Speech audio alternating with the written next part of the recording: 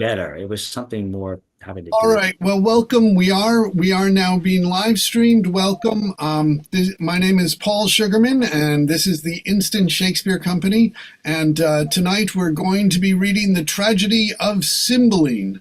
I'm going to be reading the stage directions of First Gentleman, First Lord, Philario, and a variety of other parts. And our playmaster is Michael Gardner. And hello, and thank you so much. And I can't remember what it was while I was taking a shower that I wanted to say, but if it occurs to me later, I will. But thank you so much for everybody. It's great casting, I think. I'm playing Iachimo, and I'm playing Soothsayer, and I'm playing, oh, Jesus. Cornelius. Cornelius, the doctor. Well, that figures I'd be spaced out. And everybody go ahead and you introduce yourselves and all the parts you're playing so that people who are watching will remember. I'm My name Virginia is, Hammer, and I'm doing Imogen tonight. I'm Andrew Parks, and I'm playing Posthumus Leonatus, as well as the hero of the play in my mind, Cloten.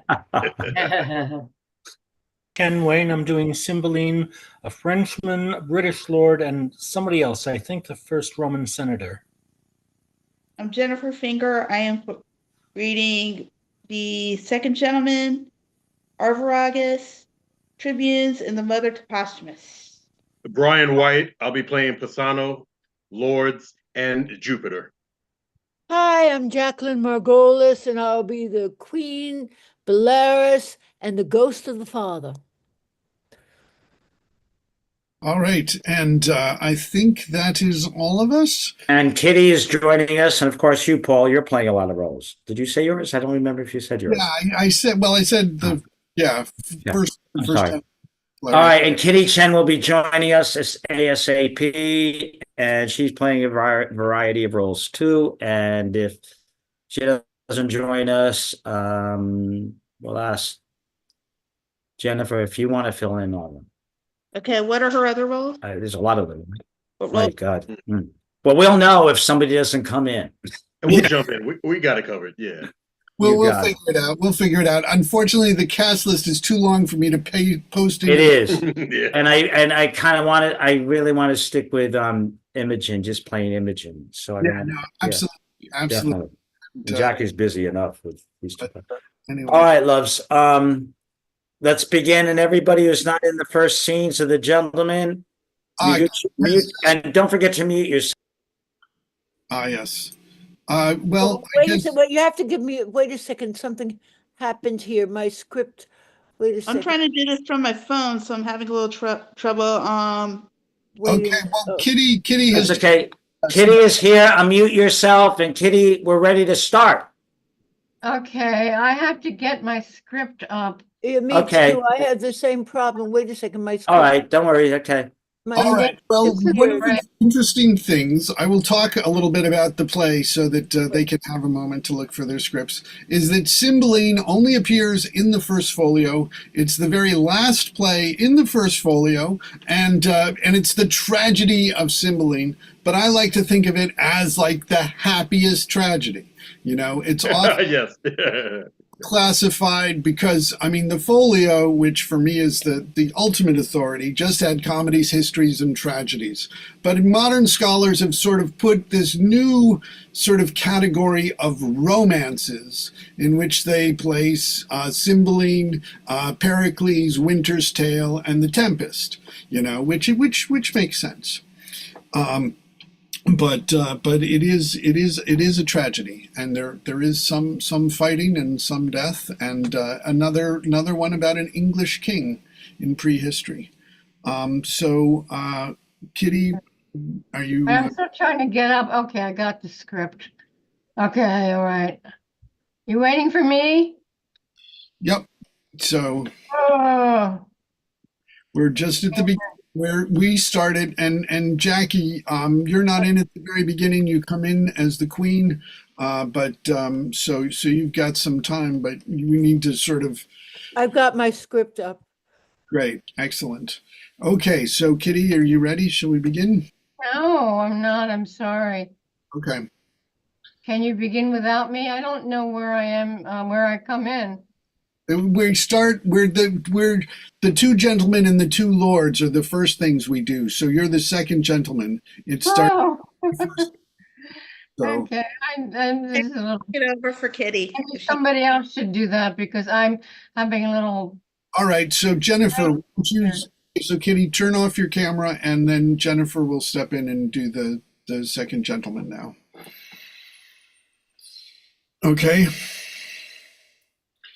Because Kitty, one of the things we like to do is like to mute and stop your camera when you're not in the scene. Thank you. No, All right. I know. Okay. All right. Welcome. The Tragedy of Cymbeline. Actus prima, scena prima. Enter two gentlemen.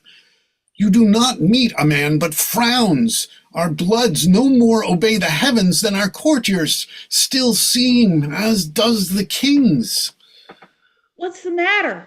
His daughter and the heir of's kingdom, whom he purposed to his wive's sole son, a widow that late he married, hath referred herself unto a poor but worthy gentleman. She's wedded, her husband banished, she imprisoned. All is outward sorrow, though I think the king be touched at very heart. None but the king? He that hath lost her too, so is the queen that most desired the match. But not a courtier, although they wear their faces to the bent of the king's look, hath a heart that is not glad at the things they scowl at. Why so? He that hath missed the princess is a thing too bad for bad report, and he that hath her, that married her for a lack good man and therefore banished, is a creature such as to seek through the regions of the earth for one. His like there would be something failing in him that should compare. I do not think so fair and outward and such stuff within endows a man, but he. You speak him far. I do extend him, sir, within himself, crush him together rather than unfold his measure duly. What's his name and birth? I cannot delve him to the root. His father was called Cecilius, who did join his honor against the Romans with Cymbeline, but had his titles by Tenacius, whom he served with glory and admired success, so gained the surname Leonatus, and hath, besides the gentleman in question, two other sons who in wars of the time died with their swords in their hand, for which their father, then old and fond of issue, took such sorrow that he quit being, and his gentle lady, big of this gentleman our theme, deceased as he was born. The king, he takes the babe to his protection, calls him posthumous Leonatus, breeds him and makes him of his bedchamber, puts him to all the learnings that his time could make him the receiver of, which he took as we do air fast as 'twas ministered, and in spring became a harvest, lived in court, which rare it is to do, most praised, most loved, a sample to the youngest, to the more mature, a glass that feted them, and to the graver, a child that guided dotards. To his mistress, for whom he now is banished, her own price proclaims how she esteemed him, and his virtue by her election may be truly read what kind of man he is. I honor him, even out of your report. But pray, you tell me, is she sole child to the king? His only child. He had two sons, if this be worth your hearing, mark it. The eldest of them, at 3 years old, in swaddling clothes, the other from their nursery, were stolen, and to this hour no guess in knowledge which way they went. How long is this ago? Some 20 years. That a king's children should be so conveyed, so slackly guarded, and the search so slow that could not trace them. Howsoe'er, 'tis strange, or that the negligence may well be laughed at, yet it is true, sir. I do well believe you. Oh, we must forbear. Here comes the gentleman, the queen, and the princess. Sina Secunda enter the queen, Posthumus, and Imogen. Oh, no, be assured you shall not find me, daughter, after the slander of most stepmothers, evil-eyed unto you. You're my prisoner, but your jailer shall deliver you the keys that lock up your restraint. For you, Posthumus. Oh, for you, Posthumus, so soon as I can win the offended king, I will be known your advocate. Marry, yet the fire of rage is in him, and 'twere good you leaned unto his sentence, with what patience your wisdom might inform you. Please, your highness, I will from hence today. You know the peril. I'll fetch a turn about the garden, pitying the pangs of barred affections, that the king has charged you should not speak together. Oh, dissembling courtesy. How fine this tyrant can tickle where she wounds. My dearest husband, I something fear my father's wrath, but nothing, always reserve my holy duty, what his rage can do on me. You must be gone, and I shall here abide the hourly shot of angry eyes, not comforted to live, but that there is this jewel in the world, that I may see again. My queen, my mistress, O lady, weep no more, lest I give cause to be suspected of more tenderness than doth become a man. I will remain the loyalest husband that did e'er plight troth. My residence in Rome at one Philorio's, who to my father was a friend, to me known but by letter, thither write, my queen, and with mine eyes I'll drink the words you send, though ink be made of gall. Enter Queen. Be brief, I pray you. If the king come, I shall incur, I know not, how much of his displeasure. Yet I'll move him to walk this way. I never do him wrong, but he does buy my injuries. To be friends, pays dear for my offences. Should we be taking leave as long a term as yet we have to live, the loathness to depart would grow. Adieu. Nay, stay a little. Were you but riding forth to air yourself, such parting were too petty. Look here, love, this diamond was my mother's. Take it, heart, but keep it till you woo another wife, when Imogen is dead. How now, another? You gentle gods, give me but this I have, and sear up my embracements from a next with bonds of death. Remain, remain thou here while sense can keep it on, and sweetest, fairest, as I, my poor self, did exchange for you to your so infinite loss, so in our trifles I still win of you. For my sake wear this. It is a manacle of love. I'll place it upon this fairest prisoner. Oh, the gods! When shall we see again? Enter Cymbeline and lords. Alack, the king! Thou basest thing, avoid hence from my sight. If after this command thou fraught the court with thy unworthiness, thou diest. Away, thou art poison to my blood. The gods protect you, and bless the good remainders of the court. I am gone. There cannot be a pinch in death more sharp than this is. O disloyal thing, that shouldst repair my youth, thou heapst a year's age on me. I beseech you, sir, harm not yourself with your vexation. I am senseless of your wrath. A touch more rare subdues all pangs, all fears. Past grace, obedience? Past hope, and in despair, that way past grace. That mightst have had the sole son of my queen.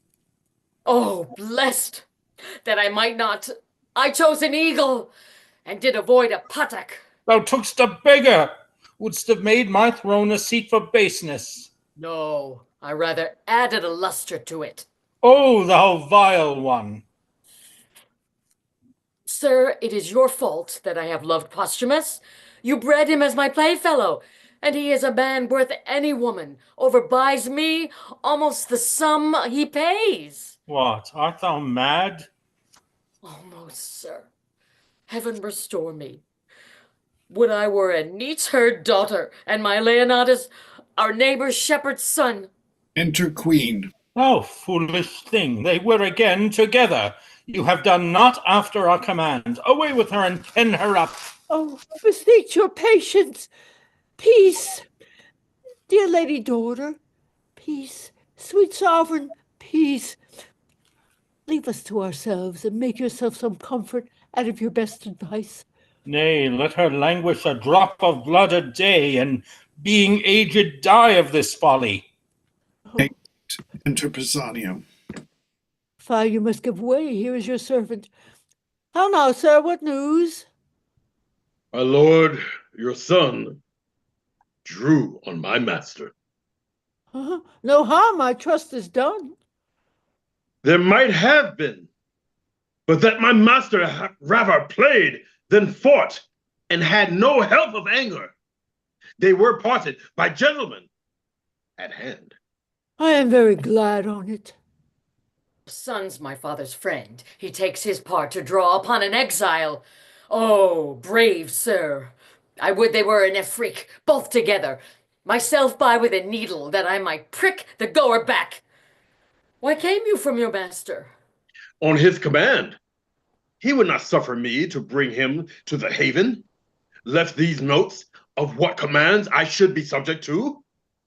When please you to employ me. Oh, this has been your faithful servant. I dare lay mine honor he will remain so.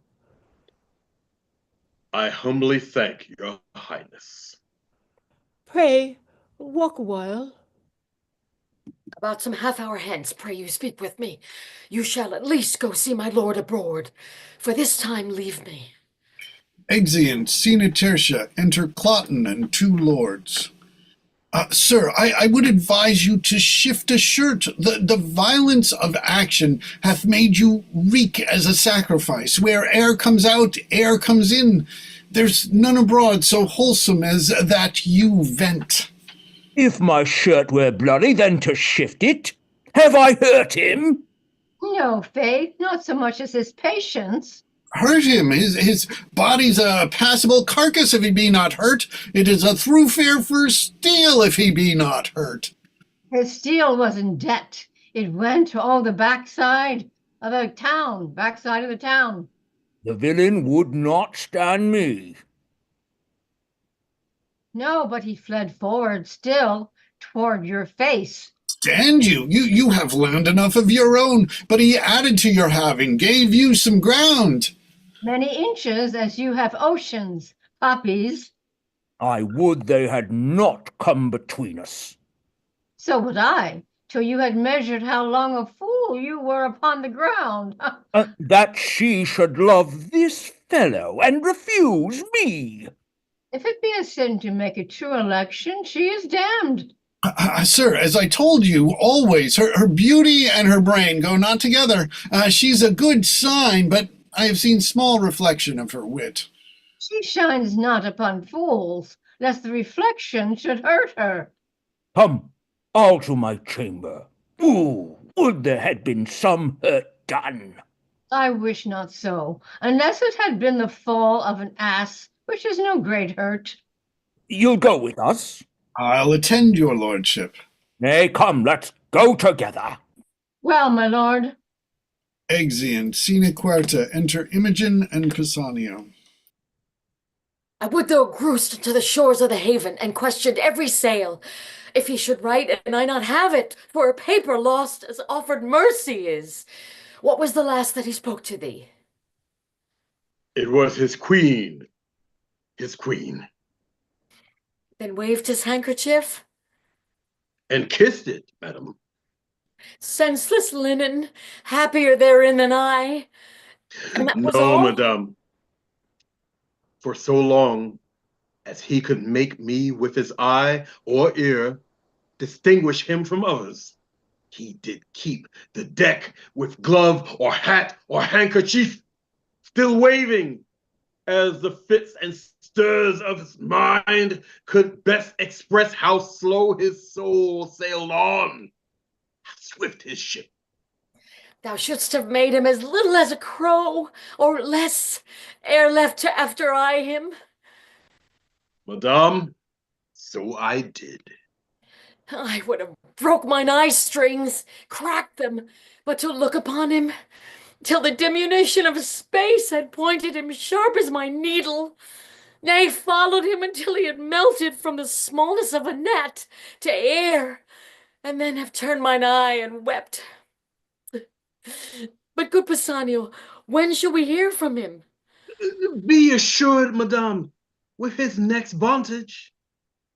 I did not take my leave of him, but had most pretty things to say, ere I could tell him how I would think on him at certain hours, such thoughts and such, or I could make him swear the she's of Italy should not betray mine interest or his honor, or have charged him at the 6th hour of morn, at noon, at midnight, to encounter me with orisons, for then I am in heaven for him, or ere I could give him that parting kiss which I had set betwixt two charming words, comes in my father, and like the tyrannous breathing of the north shakes all our buds from growing. Enter a lady. Oops.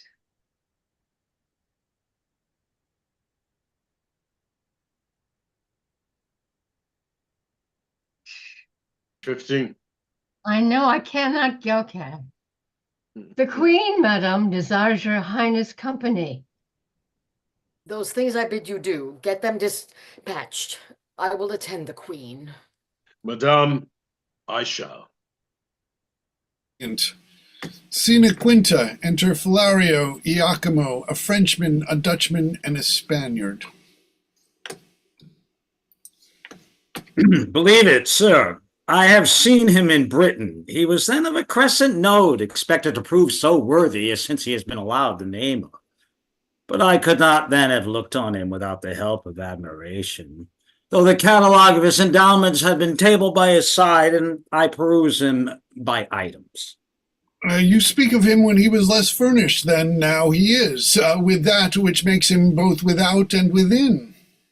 I have seen him in France. We had very many there could behold the sun with as firm eyes as he.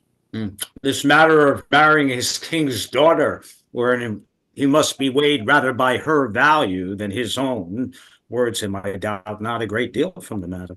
And then his banishment. Aye, and the approbation of those that weep this lamentable divorce under her colors are wonderful to extend him, be it but to fortify her judgment, which else in easy battery may lay flat for taking a beggar without less quality. But how comes it he is to sojourn with you? How creeps acquaintance? His father and I were soldiers together, to whom I have been often bound for no less than my life. Enter Posthumus. Here comes the Briton. Let him be so entertained amongst you as suits with a gentleman of your knowing, to a stranger of his quality. I beseech you all be better known to this gentleman, whom I commend to you as a noble friend of mine. How worthy he is, I will leave to appear hereafter, rather than story him in his own hearing. Sir, we have known together in Orleans. Since when? I have been debtor to you for courtesies, which I will be ever to pay, and yet pay still. Sir, you o'errate my poor kindness. I was glad I did atone my countrymen and you. It had been pity you should have been put together with so mortal a purpose as then each bore upon importance of so slight and trivial a nature. Yeah, is that... By your pardon, sir. Is that... I'm sorry, guys. Do I have a line here? Because just give me a second. No, not yet. I'm sorry. Go ahead. Shit. Go ahead. Sorry. By your pardon, sir. I was then a young traveler, rather shunned to go even with what I heard, than in my every action to be guided by others' experiences. But upon my mended judgment, if I offend to say it is mended, my quarrel was not altogether slight. Faith, yes, to be put to the arbitrament of swords, and by such two that would by all likelihood have confounded one the other, or have fallen both. Can we with matters ask what was the difference? Safely, I think. 'Twas a contention in public which may without contradiction suffer the report. It was much like an argument that fell out last night, where each of us fell in praise of our country mistresses. This gentleman at that time vouching, and upon warrants of bloody affirmation, his to be more fair, virtuous, wise, chaste, constant, qualified, and less attemptable than any the rarest of our ladies in France.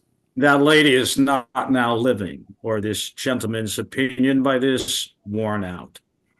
She holds her virtue still, and I my mind. You must not so far prefer her for hours of Italy. Being so far provoked as I was in France, I would abate her nothing, though I profess myself her adorer, not her friend. As fair and as good, a kind of hand-in-hand comparison, had been something too fair and too good for any lady in Britain.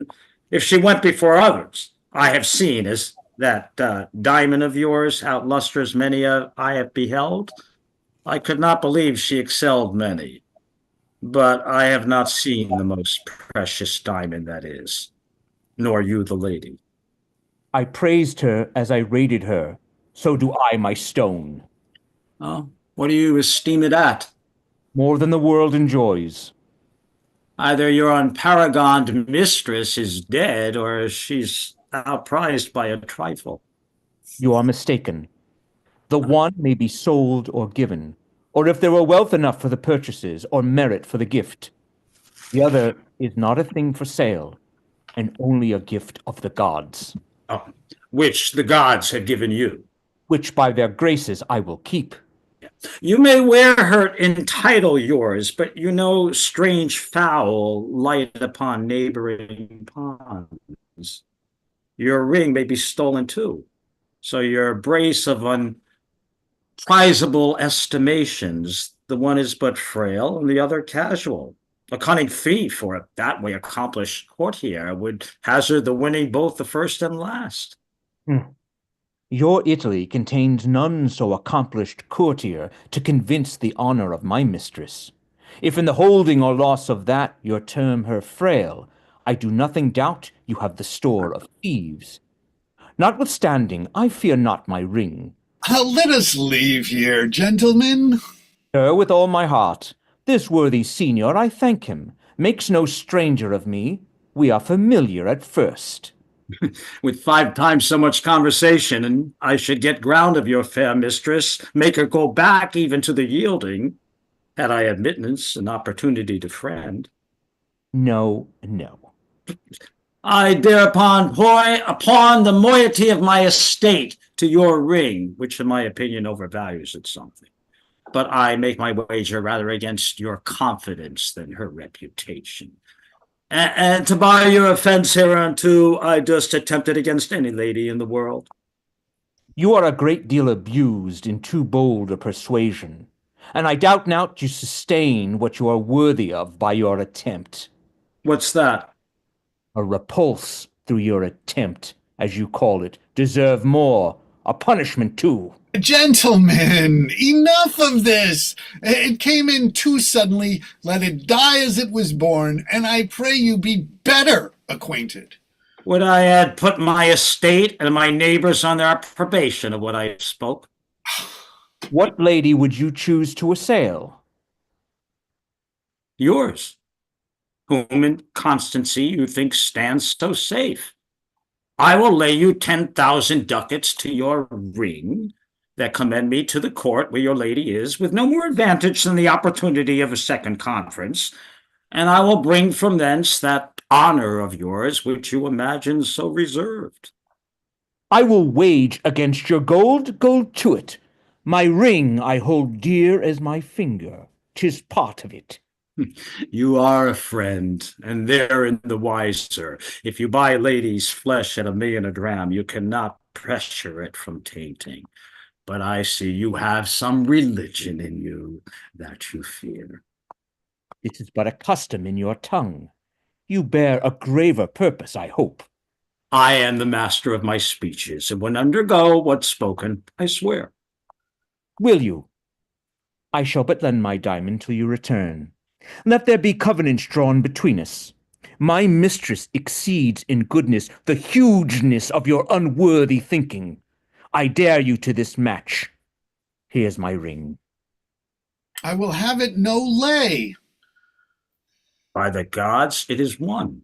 if I bring you no sufficient testimony that I have enjoyed the dearest bodily part of your mistress, my 10,000 ducats are yours. So is your diamond too. If I come off and leave her in such honor as you have trust in, she, your jewel, this, your jewel, and my gold are yours, provided I have your commendation for my more free entertainment. I embrace these conditions. Let us have articles betwixt us. Only thus far you shall answer. If you make your voyage upon her, and give me directly to understand you have prevailed, I am no further your enemy. She is not worth our debate. If she remain unseduced, you not making it appear otherwise, for your ill opinion and the assault you have made to her chastity, you shall answer me with your sword. Your hand, a covenant. We will have these things set down by lawful counsel and straight away for Britain, lest the bargain should catch cold and starve. I will fetch my gold and have our 2 wagers recorded. Agreed. You're muted, Ken. Will this hold, think you? Signor Iachimo will not from it. Pray, let us follow him. Exeunt. Scene is sexta. Enter Queen, ladies, and Cornelius. Whiles yet the dew's on the ground, gather those flowers. Make haste. Who has the note of them? I, madam. Oh, dispatch. Now, Master Doctor, have you brought those drugs?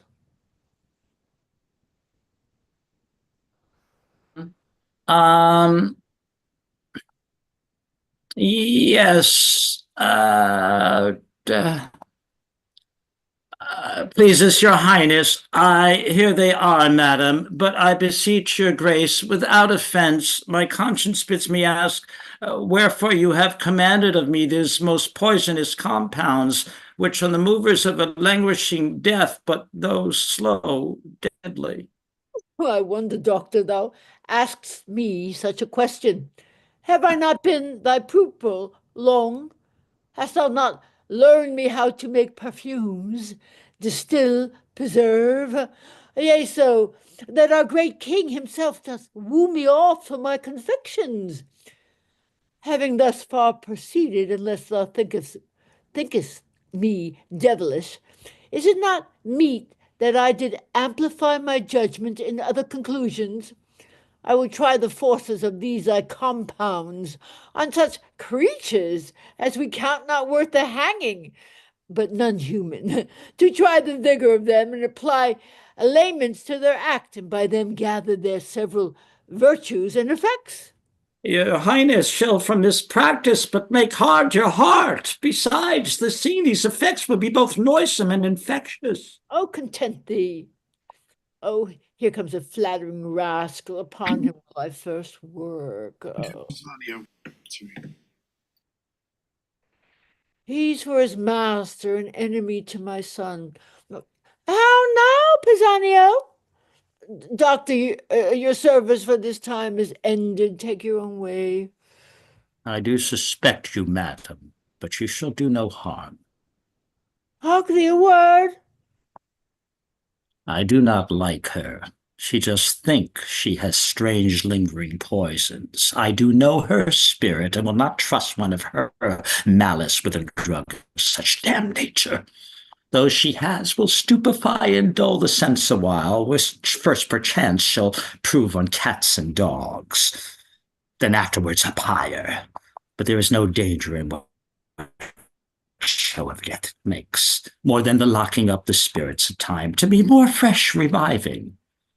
She is fooled with a most false effect, and I the truer to be false with her. Oh, no further service, doctor, until I send for thee.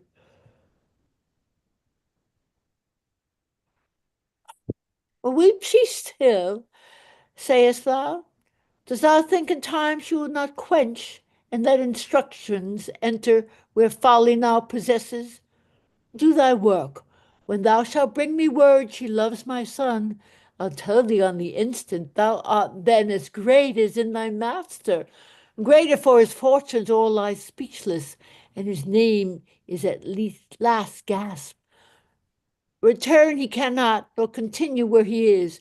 To shift his being is to exchange one misery with another, and every day that comes to decay, a day's work in him. What shalt thou expect to be dependent on a thing that leans, who cannot be new built, nor has no friend so much as but to prop him? Thou takest up, thou knowest not what, but take it for thou takest up that box, thou knowest not, but take it for thy labor. It is a thing I made, which hath the king 5 times redeemed from death. I do not know what is more cordial. Nay, I prithee take it. It is an earnest of a further good that I mean to thee. Tell thy mistress how the case stands with her. Do it as from thyself. Think what a chance thou chancest on, but think that hast thy mistress still to boot my son, who shall take notice of thee. I'll move the king to any shape of thy preferment, such as thou desire, and then myself I chiefly that set thee unto this desert, and bound to load thy merit richly. Call my women, Exit think on my Pisan. words, a sly and think on my words, a sly and constant knave not to be shaked, the agent for his master, and the remembrance of her to hold the hand fast to her lord. I have given him that which we take shall quite unpeople her of ledges for her sweet, and which she after, except she bend her humour, shall be assured to taste of too. Enter Pisanio and ladies. Oh, so, well done. The violets, cowslips, and the primroses bear to my closet. Fare thee well, Pisano. Think on my words. Exit Queen and ladies. Shall do. But when to my good lord I prove untrue, I'll choke myself. That's all I'll do for you. Exit Scena Septima. Enter Imogen. Father cruel, and a stepdame false, a foolish suitor to a wedded lady that hath her husband banished.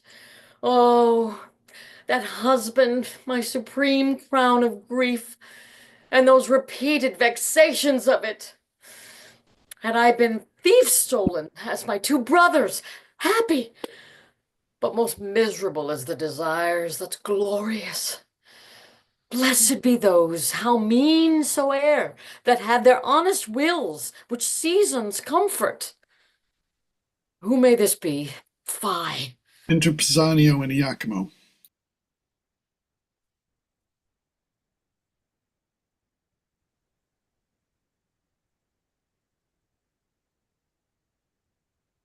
Sanio. Madam, a noble gentleman of Rome comes from my lord. Madam, a noble gentleman of Rome comes from my lord with letters. Change you, madam. The worthy Leonatus is in safety and greets your highness dearly. Thanks, good sir. You're kindly welcome. All of her that is out of door most rich, if she be furnished with a mind so rare, she is alone the Arabian bird, and I have lost the wager. Boldness be my friend. Army audacity from head to foot, or like the Parthian, I shall flying fight, rather directly fly. He is one of the noblest notes, to whose kindness I am most infinitely tied. Reflect upon him accordingly, as you value your trust. Leonatus. So far I read aloud, but even the very middle of my heart is warmed by the rest, and take it thankfully. You are as welcome, worthy sir, as I have words to bid you, and shall find it so in all that I can do. Thanks, fairest lady. What, are men mad? Hath nature given them eyes to see their vaulted arch and the rich crop of sea and land, which can distinguish twixt the fiery orbs above and the twin stones upon the numbered beach? And can we not partition make with spectacles so precious twixt fair and foul? What makes your admiration? It cannot be in the eyes. For apes and monkeys which to such she would chatter this way and condemn with mows the other. Nor in the judgment, for idiots in this case of favor would be wisely definite, nor the appetite sluttery to such neat excellence opposed should make desire vomit emptiness, not so allured to feed. What is the matter, Tro? Cloyed will, that satiate yet unsatisfied desire, that tub of filled and running, ravening first the lamb, longs after for the garbage. What, dear sir, thus raps you? Are you well? Thanks, madam. Well, I beseech you, sir, desire my man's abode where I did leave him. He's strange and peevish. I was going, sir, to give him welcome. Continues well, my lord? His health beseech you? Well, madam. Is he disposed to mirth? I hope he is. Exceedingly pleasant. None a stranger there. So merry and so gainsome. He is called the Briton Reveller. Oh, when he was here, he did incline to sadness, and oft times not knowing why. I never saw him sad. There's a Frenchman, his companion, one an eminent monsieur, that it seems much loves a gallant girl at home. He furnishes the thick sighs from him, whilst the jolly Briton, your lord I mean, laughs from free lungs, cries, "Oh, can my sighs hold to think that man who knows by history report or his own proof what woman is what woman is, yea, what she cannot choose but must be, will freeze hours languish for assured bondage?" Will my lord say so? Aye, madam, with his eyes in flood with laughter. It is recreation to be by and hear him mock the Frenchman. But heaven knows, some men are much to blame. Oh, not he, I hope. Not he. But yet, heaven's bounty towards him might be us more thankfully. In himself 'tis much in you, which I account is beyond all talents. Well, I am bound to wonder, I am bound to pity too. Sorry.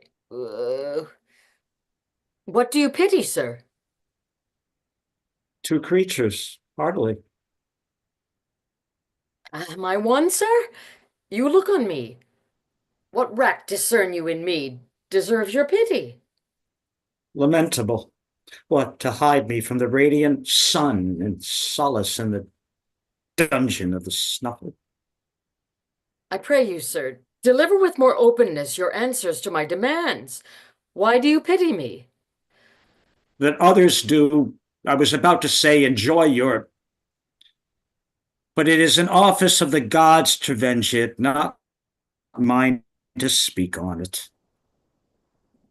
You do seem to know something of me, or what concerns me. Pray you, since doubting things go ill often hurts more than to be sure they do. For certainties either that are past remedies, or timely knowing the remedy then born. Discover to me what both you spur and stop. Had I this cheek to bathe my lips upon, this hand whose every touch would force the feeder's soul to the oath of loyalty, this object which takes prisoner the wild motion of mine eye, flaring yet only here, should I damn them, slaver, with lips as common as the stairs that mount the Capitol? Join grips with hands made hard with hourly falsehood with labor, then by peeping in an eye base and illustrious as the smoky light that fed with stinking tallow. It were fit that all the plagues of hell should at one time encounter such revolt. My lord, I fear, has forgot written. And himself. Not I inclined to this intelligence pronounce the beggary of his change, but 'tis your graces that from my mutest conscience to my tongue charms this report out. Let me hear no more. Oh, dearest soul, your cause doth strike my heart with pity that doth make me sick. A lady so fair and fastened to an empery would make the greatest king double to be partnered with tomboys hard with that self-exhibition which your own coffers yield, with disease ventures that played with all infirmities for gold, which rottenness can lend nature, such boiled stuff as well might poison. Be revenged, for she that bore you was no queen, and you recoil from your great stock. Revenged? How should I be revenged? If this be true, as I have such a heart that both mine ears must not in haste abuse, if it be true, how should I be revenged? Should he make me live like Diana's priest betwixt cold sheets while he is vaulting variable ramps in your despite? Upon your purse, revenge it.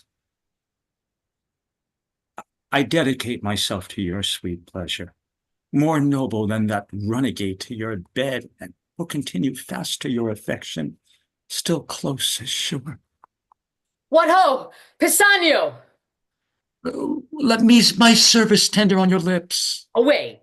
I do condemn mine ears that have so long attended thee.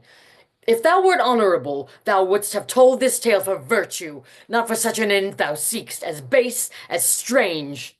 Thou wrongst a gentleman who is as far from thy report as thou from honor, and solicits here a lady that disdains thee, and the devil alike.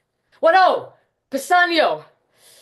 The king my father shall be made acquainted of thy assault, if he think it fit, a saucy stranger in his court, to mart as in a Romish stew. Oh, no, now I've lost. I'm sorry. Now I've lost the page. Page 20. Yes, okay.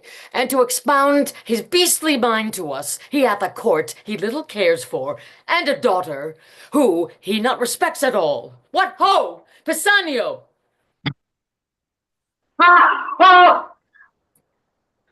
Oh, happy Leonatus!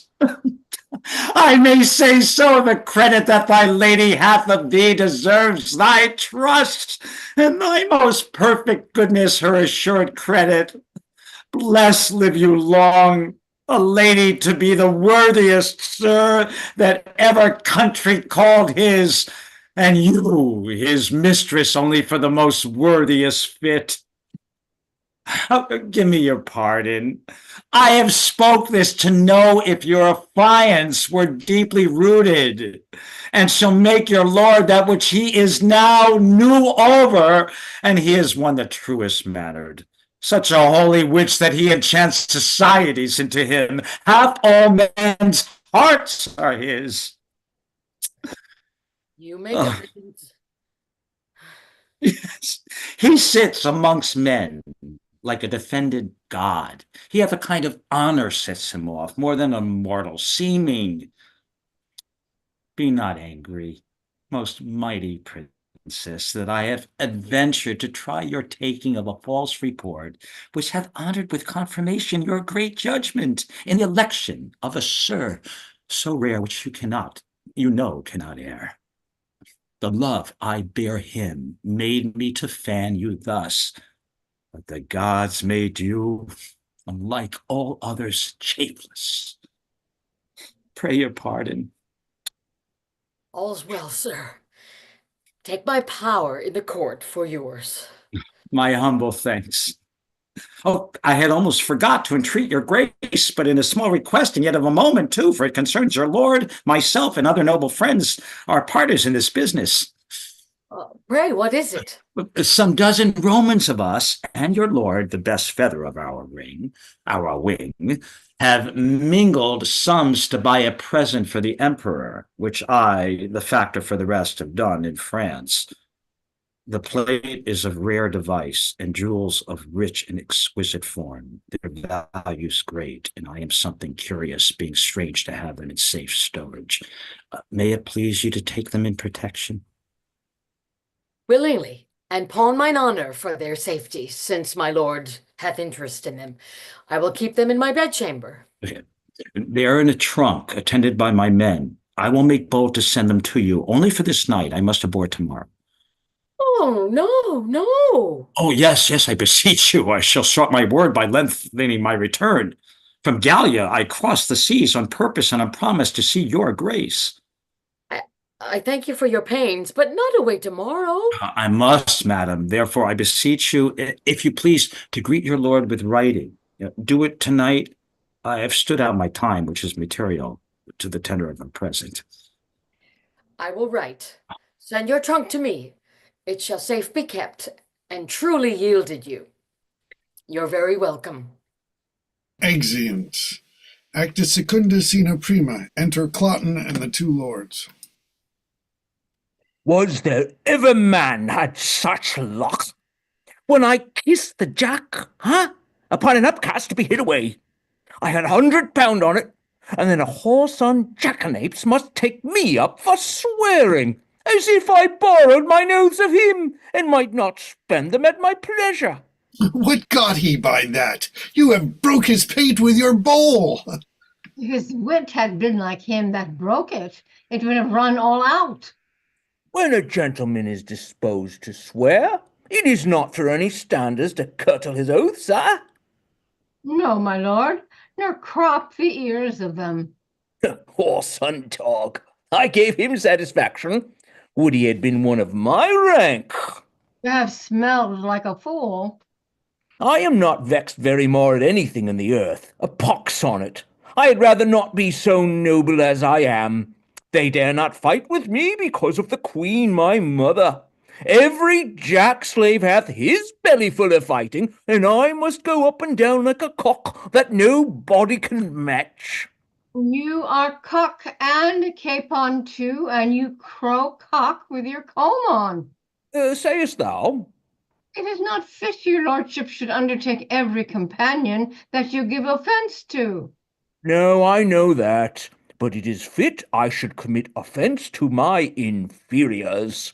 Aye, it is fit for your lordship only. Why, so I say. Did you hear of a stranger that's come to court tonight? A stranger, and I not know on it? He's a strange fellow himself, and knows it not. There's an Italian come, and 'tis thought one of Leonatus's friends. Leonatus, a banished rascal, and he's another whatsoe'er he be. Who told you of this stranger?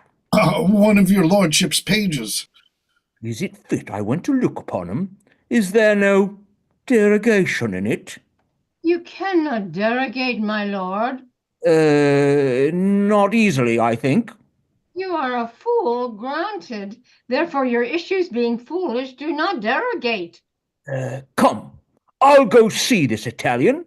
What I have lost today at bowls, I'll win tonight of him. Come, go. I'll attend your lordship. Exit. That such a crafty devil as is his mother should yield the world this ass, a woman that bears all down with her brain, and this her son cannot take 2 from 20 for his heart and leave 18.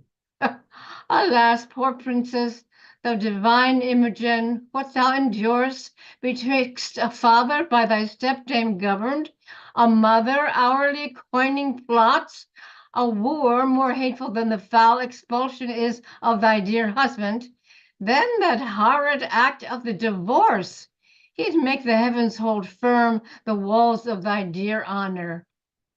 Keep unshaked that temple, thy fair mind, that thou mayst stand to enjoy thy banished lord and this great land. Exeunt. Scena secunda. Enter Imogen, her bed, and a lady. Who's there? My woman, Helene? Ooh.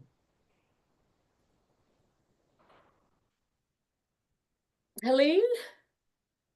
I can't get this. Aha. Please you, madam. What hour is it? Almost midnight, madam. Oh, I've read 3 hours then. Mine eyes are weak. Fold down the leaf where I have left. To bed. Take not away the taper. Leave it burning. And if thou canst awake by 4 o' the clock, I prithee call me. Sleep hath seized me wholly. To your protection I commend me, gods. From fairies and the tempters of the night, guard me, beseech ye. Sleeps Iachimo from the trunk.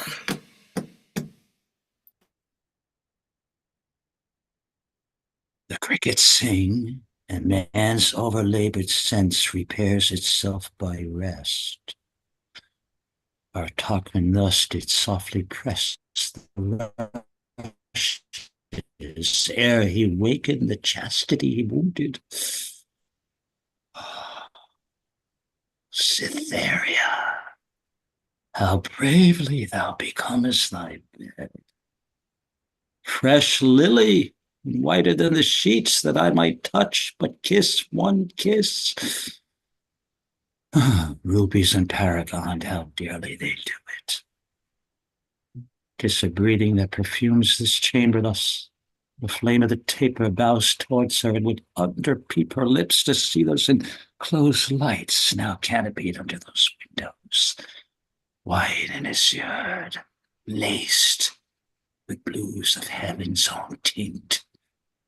But my design is, oh dear, my design is to know the chamber.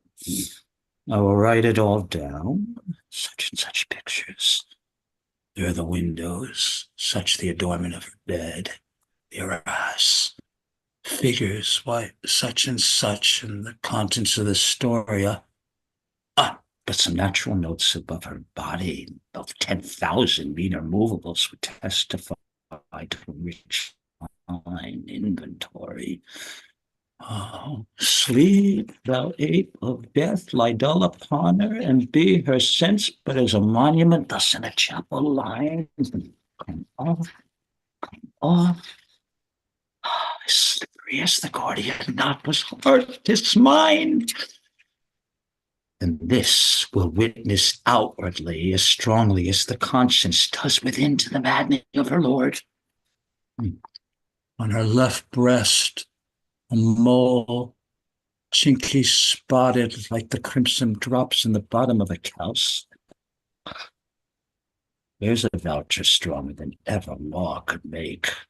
This secret will force him to think I had picked the lock and taken the treasure of her honor.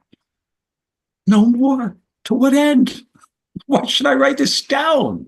That's riveted, screwed in my memory. She has been reading late the tale of Tereus. Here the leaves turned down where Philomel gave up. I have enough. To the trunk again and shut the spring of it. Swift, swift, you dragons of the night, the dawning may veil the raven's eye. I lodge in fear, though this a heavenly angel here. Hell is here. 1, 2, 3, time.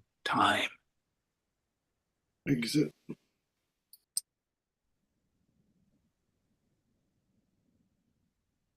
Lords. Senior Tertia, enter Cloten Lords. Your lordship is the most patient man in the lost, the most coldest that ever turned up ace. It would make any man cold to lose. But not every man patient after the noble temper of your lordship. You are most hot and furious when you win. Winning will put any man into courage. If I could get this foolish Imogen, I should have gold enough. It's almost morning, is it not? A day, my lord. I would this music would come. I am advised to give her music o' mornings. They say it will penetrate. Enter musicians. Come on, tune. If you can penetrate with your fingering, so. We'll try with tongue, too. If none will do, let her remain, but I'll never give o'er. First, a very excellent, good, conceited thing. After a wonderful sweet air, with admirable rich words to it. And then let her consider.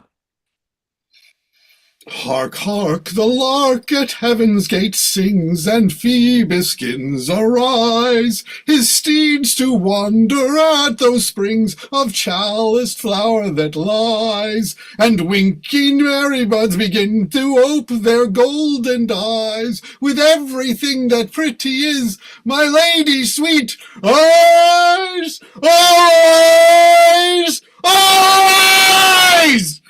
Oh, get you gone. If this penetrate, I will consider your music the better. If it do not, it is a voice in her ears which horse has and calves' guts, nor the voice of unpaved eunuch to boot can never amend. Enter Here Cymbeline. comes the king. I am glad I was up so late, for that's the reason I was up so early. He can choose but take this service as I have done fatherly. Good morrow to your majesty, and to my gracious mother. Attend you here the door of our stern daughter, will she not forth? I have assailed her with musics, but she vouchsafes no notice. The exile of her minion is too new. She hath not yet forgot him. Some more time must wear the print of his remembrance on't, and then she's yours.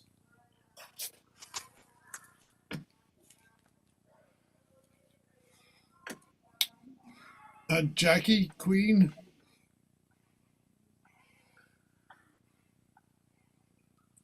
Queen. Hath my queen something to say? What page are you on? 46. 46. 46. I don't know why it didn't 46. Oh, you're most bound to the king, who lets go by no advantage that may prefer you to his daughter. Frame yourself to orderly solicity, and be friended with the aptness of the season. Make denials increase your services, so seem as if you were inspired to do those duties which you tended to her. Then you would all obey her, save when command to your dismission tends, and therein you are senseless. Senseless? Not so. Messengers. Sir, ambassadors from Rome. This one is Caius Lucius. A worthy fellow, albeit he comes on angry purpose now, but that's no fault of his. We must receive him according to the honor of his sender, and towards himself his goodness forspent on us, we must extend our notice. Our dear son, when you have given good morning to your mistress, attend the queen and us. We shall have need to employ you towards this Roman. Come, our queen. If she be up, I'll speak with her. If not, let her lie still in dream. By your leave, ha! I know her women are about her. Ah, what if I do line one of their hands? 'Tis gold which buys admittance, oft it doth, yea, and makes Diana's rangers false themselves, yield up their deer to the stand of the stealer. And 'tis gold which makes the true man killed, and saves the thief.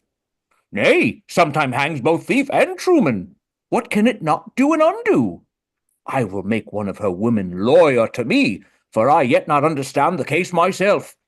By your leave. Knox, enter a lady. Who's there that knocks? A gentleman? No more. Yes, and a gentlewoman's son. That's more than some whose tailors are as dear as yours can justly boast of. What's your lordship's pleasure? Your lady's person, is she ready? Aye, to keep her chamber. There's gold for you. Sell me your good report. How, my good name? Or to report of you what I shall think is good? of the princess. Enter Imogen. Good morrow, fairest. Sister, your sweet hand. Good morrow, sir. You lay out too much pains for purchasing but trouble. The thanks I give is telling you that I am poor of thanks, and scarce can spare them. Still, I swear I love you. If you but said so, 'twere as deep with me. If you swear still, your recompense is still that I regard it not. This is no answer. But that you shall not say I yield, being silent, I would not speak.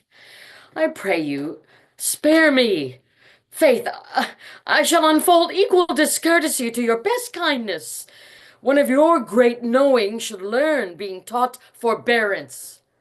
To leave you in your madness 'twere my sin. I will not. Fools cure not mad folks. Do you call me fool? As I am mad, I do. If you'll be patient, I'll no more be mad. That cures us both. I am much sorry, sir, you put me to forget a lady's manners by being so verbal, and learn now for all that I, which know my heart, do here pronounce by the very truth of it, I care not for you, and am so near the lack of charity to accuse myself. I hate you, which I had rather you felt than makes my boast. You sin against obedience, which you owe your father for the contract you pretend with that base wretch. One bred of alms and fostered with cold dishes, with scraps of the court. It is no contract, none. And though it be allowed in meaner parties, yet who than he more mean, to knit their souls, on whom there is no more dependency but brats and beggary, in self figured not, yet you are curbed from that enlargement by the consequence of the crown, and must not soil the precious note of it with a base slave, a hilding for a livery, a squire's cloth, a pantler, not so eminent. Profane fellow! Wert thou the son of Jupiter, and no more, but what thou art besides, thou wert too base to be his groom. Thou wert dignified enough even to the point of envy, if 'twere made comparative for your virtues, to be styled the under-hangman of his kingdom, and hated for being preferred so well. Thou fog rot him. He can never meet more mischance than come to be but named of thee. His meanest garment that ever hath but clipped his body is dearer in my respect than all the hairs above thee, wert thou all maids much men. How now, Pisanio? His garments! Now the devil! To Dorothy, my woman, hide thee presently. His garment? I am sprited with a fool, frighted, and angered worse. Go bid my woman search for a jewel that too casually hath left mine arm. It was my master's. Shrew me, I would not lose it for a revenue of any king in Europe. I do think I saw it this morning. Confident I am last night 'twas on mine arm. I kissed it. I hope it be not gone to tell my lord that I kiss aught but he. 'Twill not be lost. I hope so. Go and search. You have abused me. His meanest garment. I said so, sir. And if you will make it an action, call witness to it. I will inform your father. Your mother, too. She's my good lady, and will conceive, I hope, but the worst of me. So I leave you, sir, to the worst of discontent. I'll be revenged. His meanest garment. Well. Exit. Scene quarta. Enter Posthumus and Philario.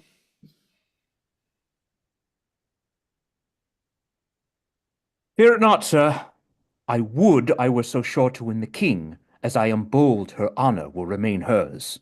What means do you make to him? Not any, but abide the change of time, quake in the present winter's state, and wish that warmer days would come.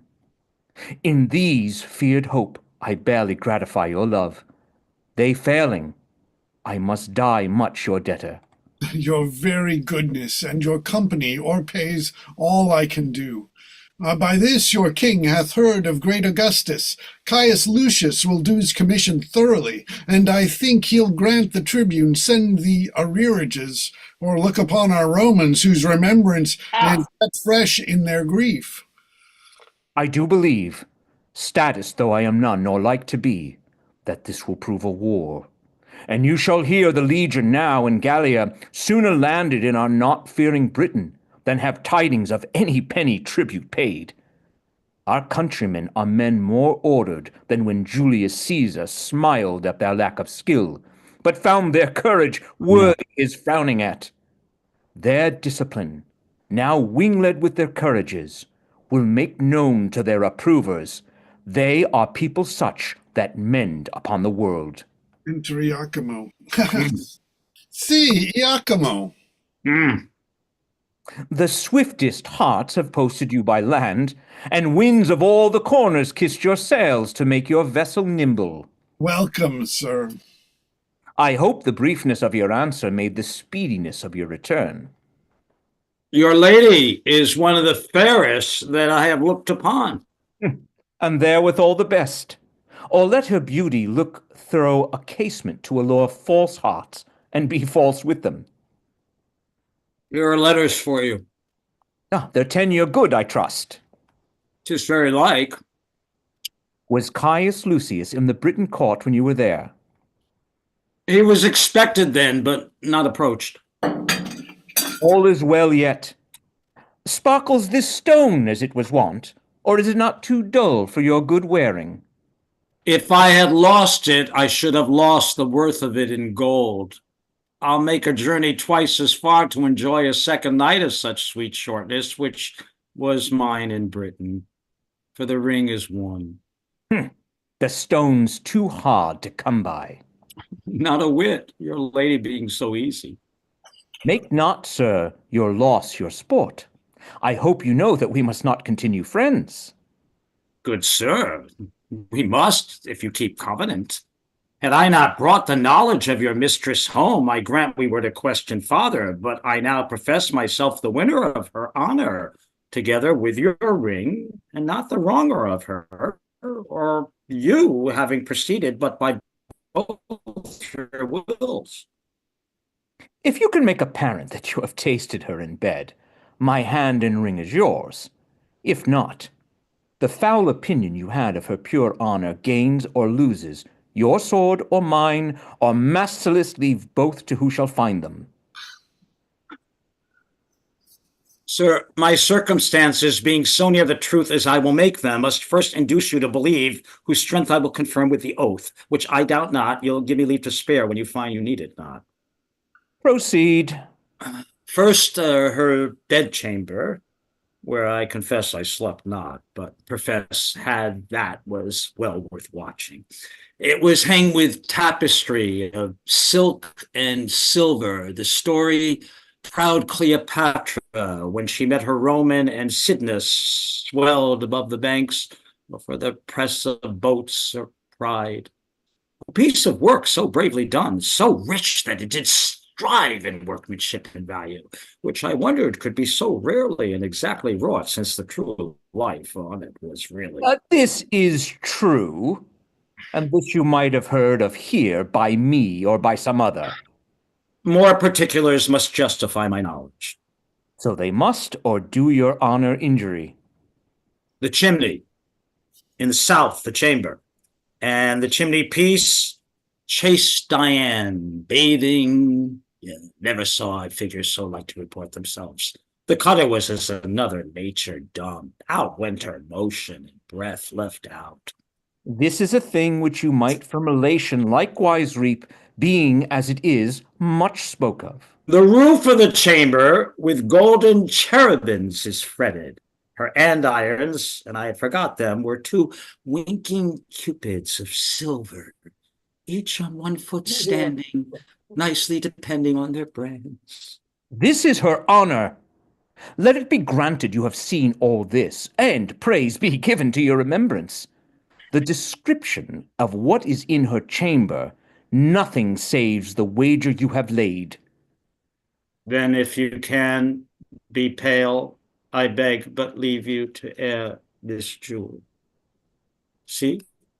And now 'tis up again. It must be married to that your diamond. I'll keep them. Once more let me behold it. Is it that which I left with her? Sir, I thank her that she stripped it from her arm.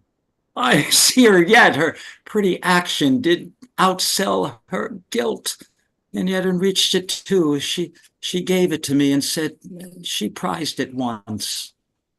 Maybe she plucked it off to send it me. She writes so to you, does she? Oh, no. No, no. 'Tis true. Here. Take this too.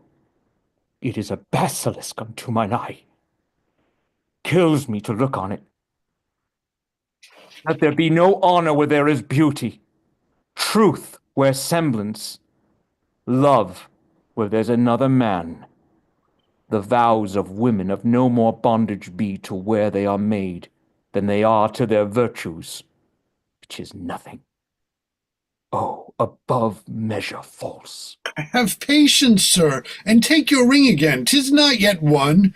It may be probable she lost it, or who knows if one of her women, being corrupted, hath stolen it from her. Very true. And so I hope he came by it. Back my ring! Render to me some corporal sign about her, more evident than this, for this was stolen. By Jupiter, I had it from her arm. Hark you, he swears. By Jupiter, he swears. 'Tis true. Nay, keep the ring. 'Tis true. I am sure she would not lose it. Her attendants are all sworn and honorable. They induced to steal it, and by a stranger? No, he hath enjoyed her. The cognizance of her incontinency is this: she hath bought the name of whore thus dearly. There, take thy hire, and all the fiends of hell divide themselves between you. Sir, be patient. This is not strong enough to be believed of one persuaded well of. Never talk on it. She hath been colted by him. If you seek for further satisfying, under her breast, worthy her pressing, lies a mole, right proud of that most delicate lodging. By my life, I kissed it, and it gave me present hunger to feed again, full. You do remember this stain upon it. And it doth confirm another stain, as big as hell can hold, were there no more but it. Will you hear more? Spare your arithmetic. Never count the turns. Once in a million. I'll be sworn. No swearing.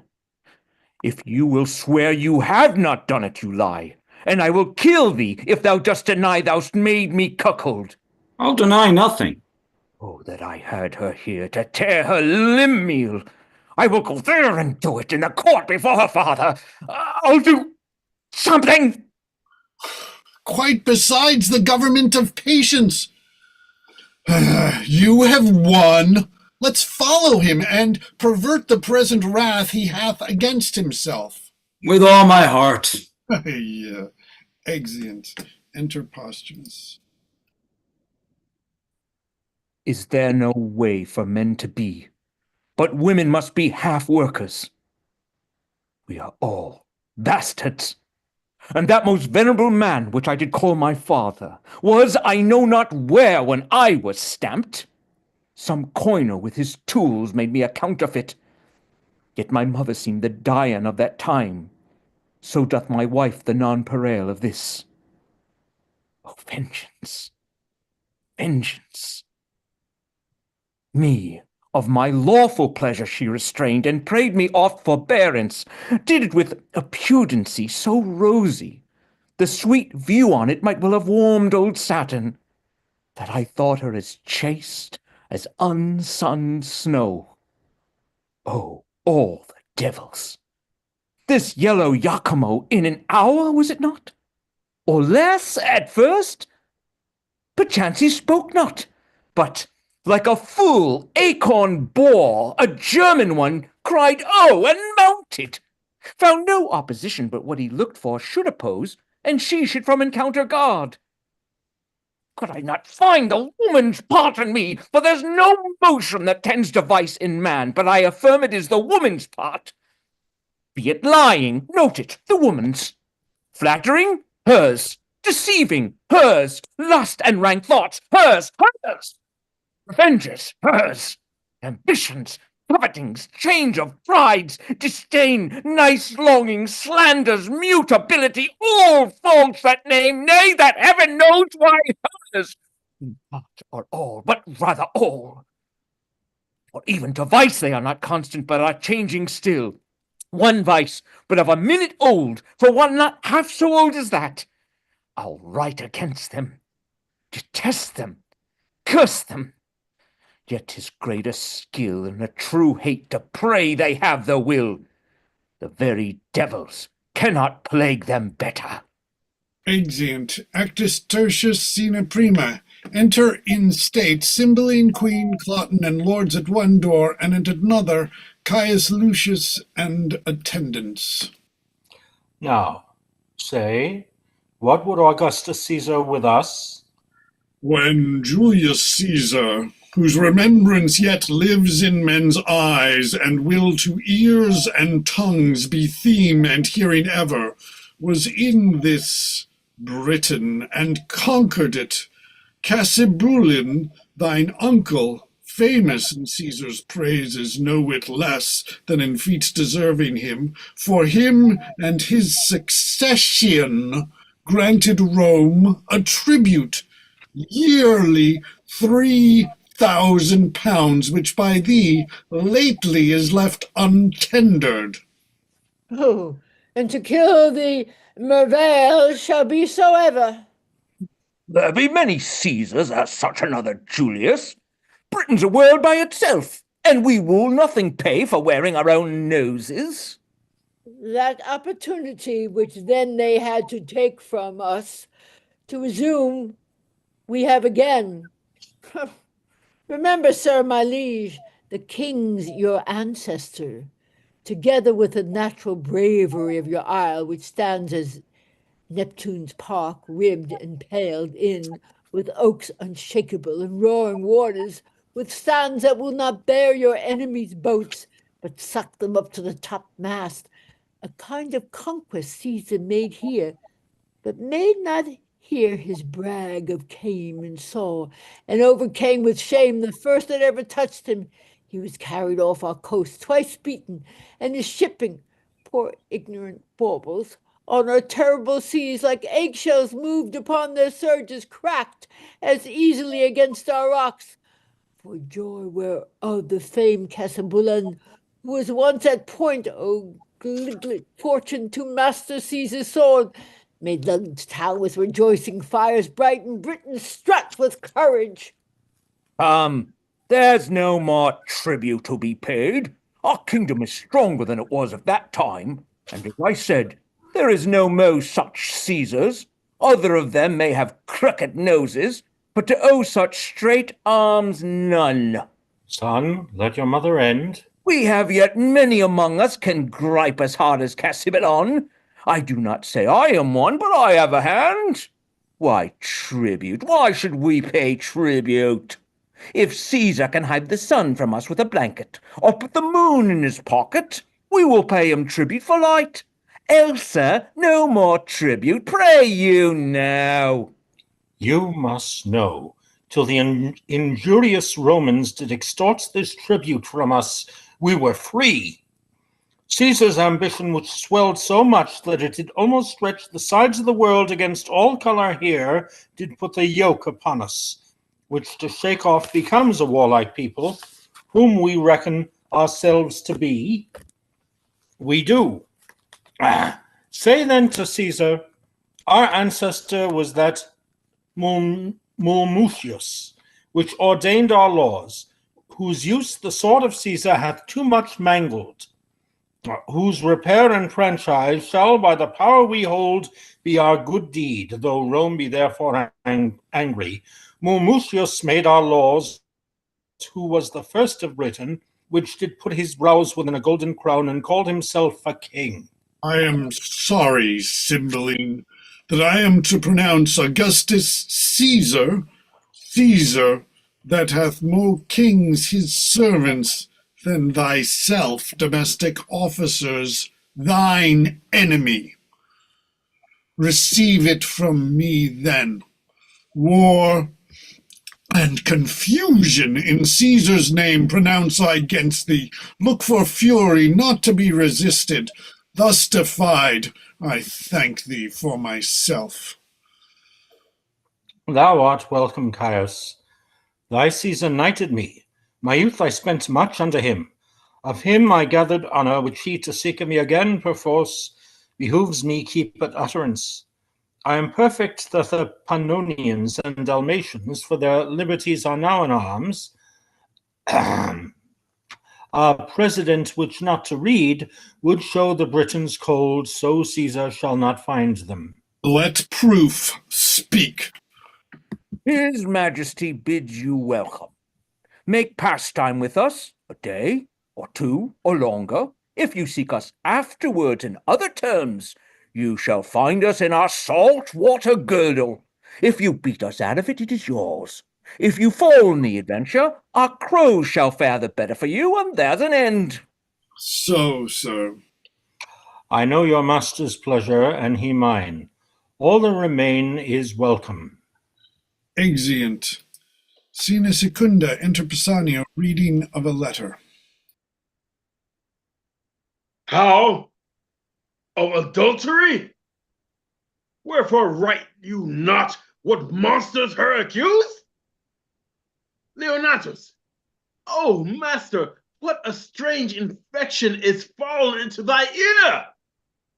What false Italian, as poisonous tongued as Handel, hath prevailed on thy too ready hearing?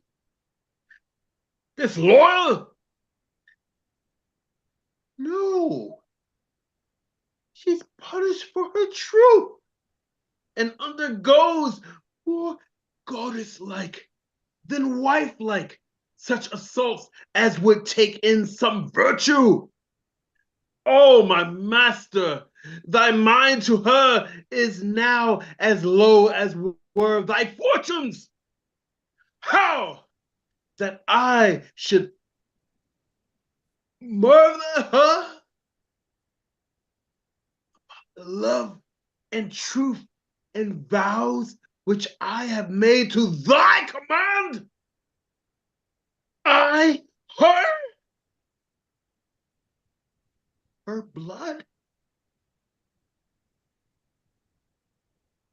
If it be so, to do good service, never let me be counted serviceable.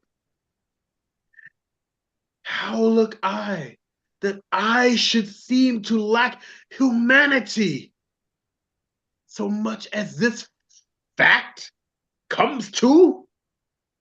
Do it.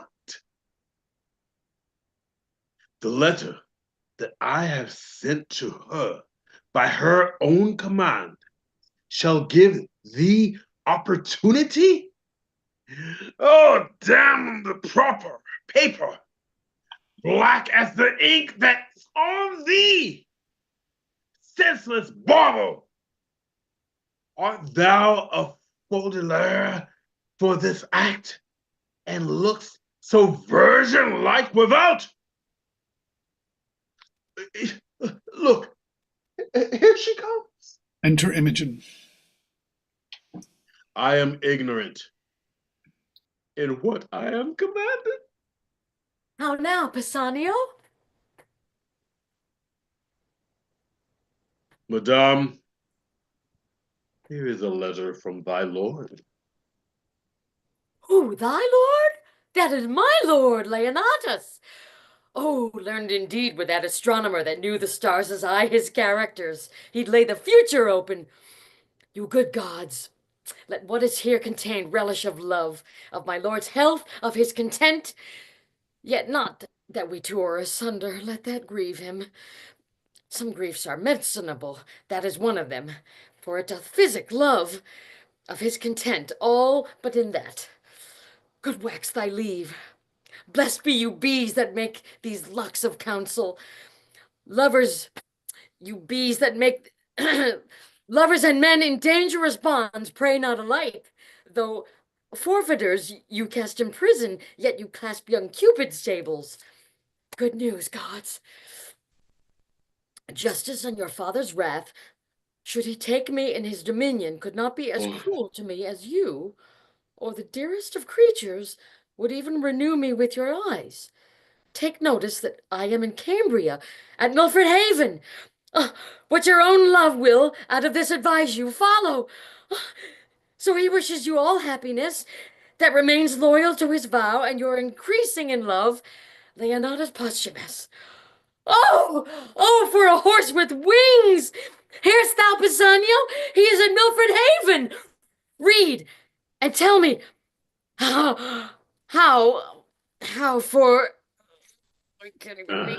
How far 'tis thither. If one of mean affairs may plot it in a week, why may not I trip hither in a day?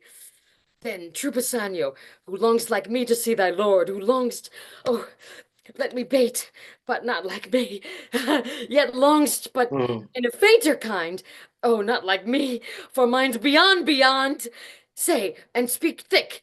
Love's counselor should fill the bores of hearing to the smothering of the sense. How far it is to this same blessed Milford. And by the way, tell me how Wales was made so happy as to inherit such a haven. But first of all, how may we steal from hence? And for the gap that we shall make in time from our hence going to our return to excuse. But first, how get us hence? And why should be excuse be born or e'er begot? We'll talk of that hereafter. Prithee speak. How many score of miles may we well ride twixt hour and hour?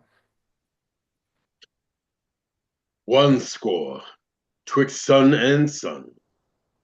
Madame is enough for you. And too much, too. Why, one that rode to his execution, man, could never go so slow.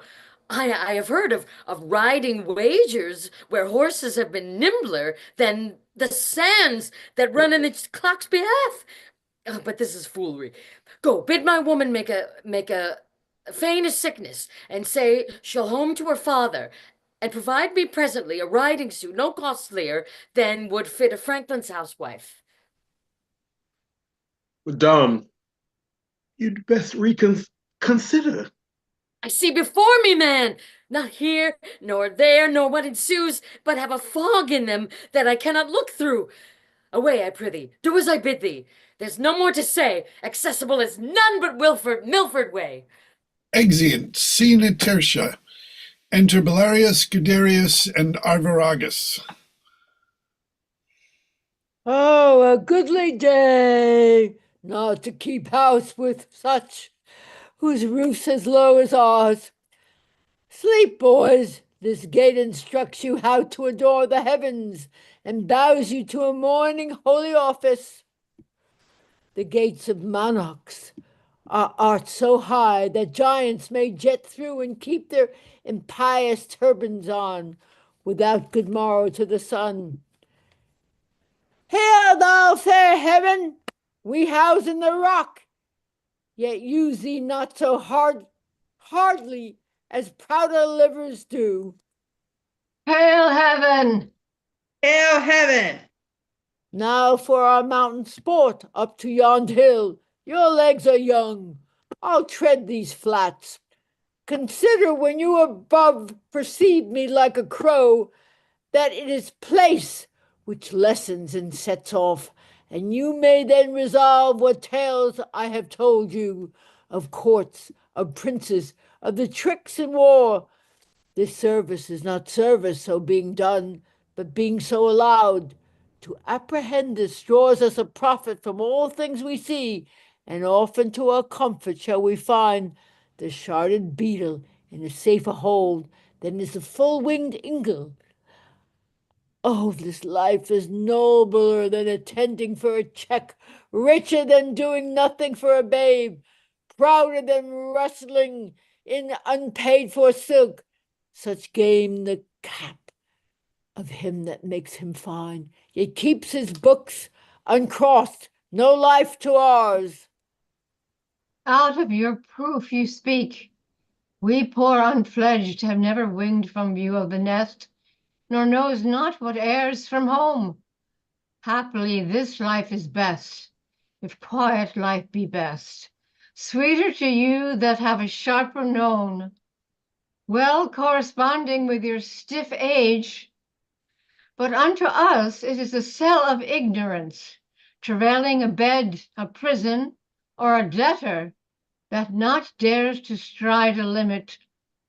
What shall we speak of when we are old as you? When we shall hear the rain and wind beat dark December? How in this our pinching cave shall we discourse the freezing hours away? We have seen nothing.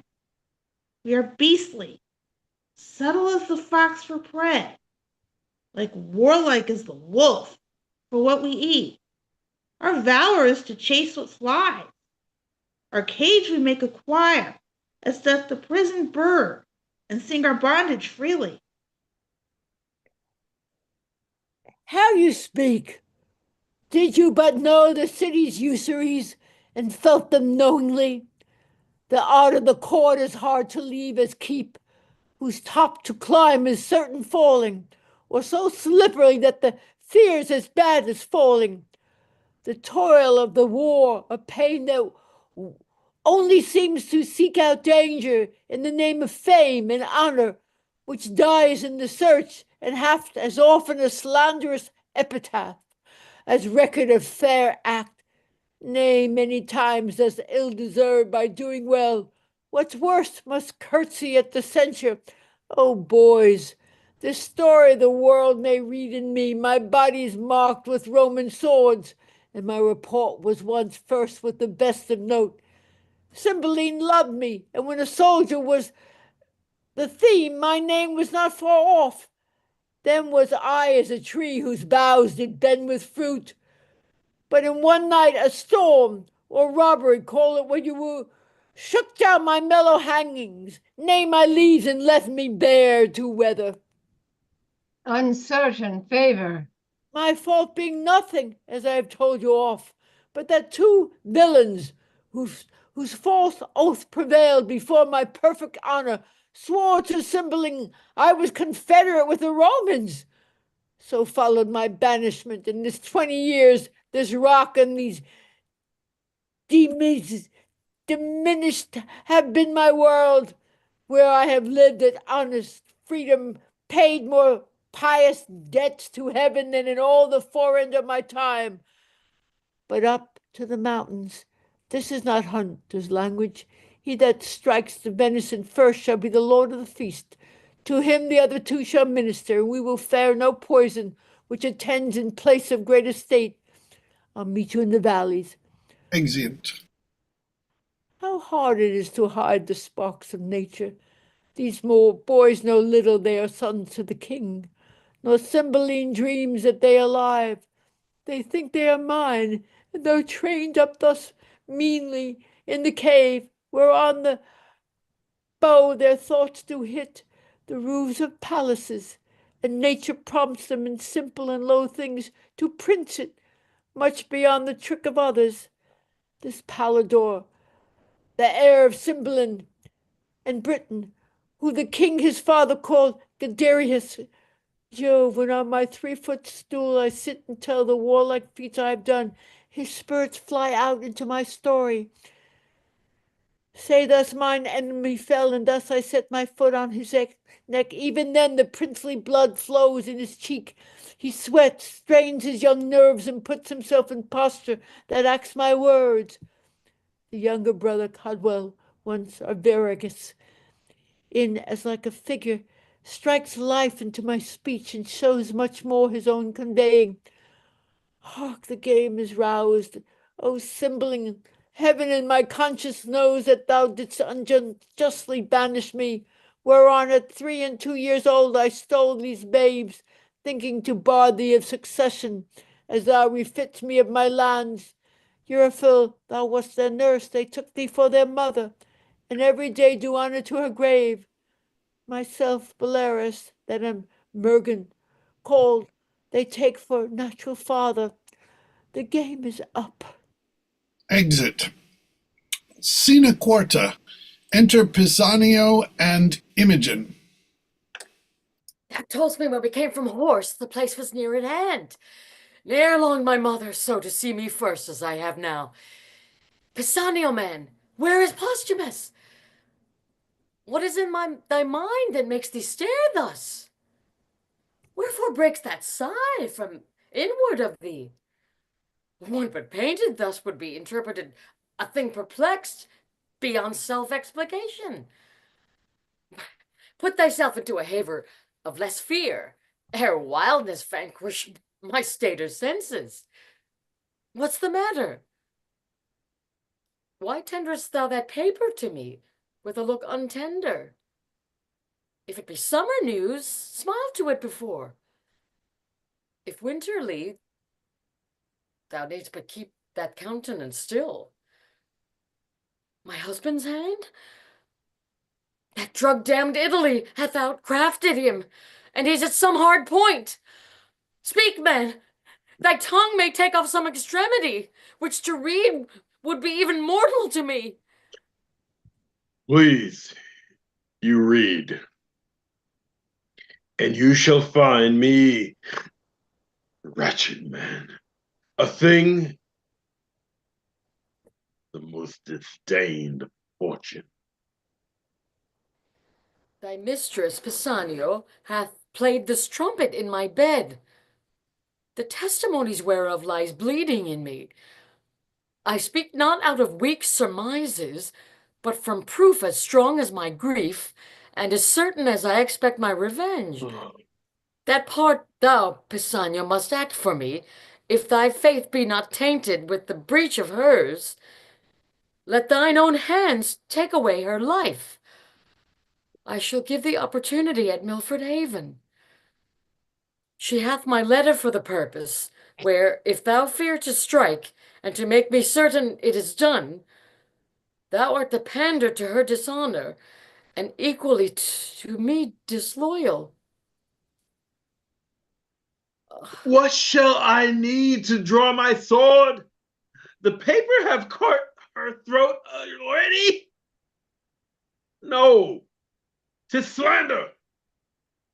Whose edge is sharper than the sword, whose tongue outvenoms all the worms of Nile, whose breath rides on the posting winds and doth belie all corners of the world? Kings, queens, and states, maids, matrons, nay, the secrets of the grave, this viperous slander enters. What cheer, madam? False to his bed?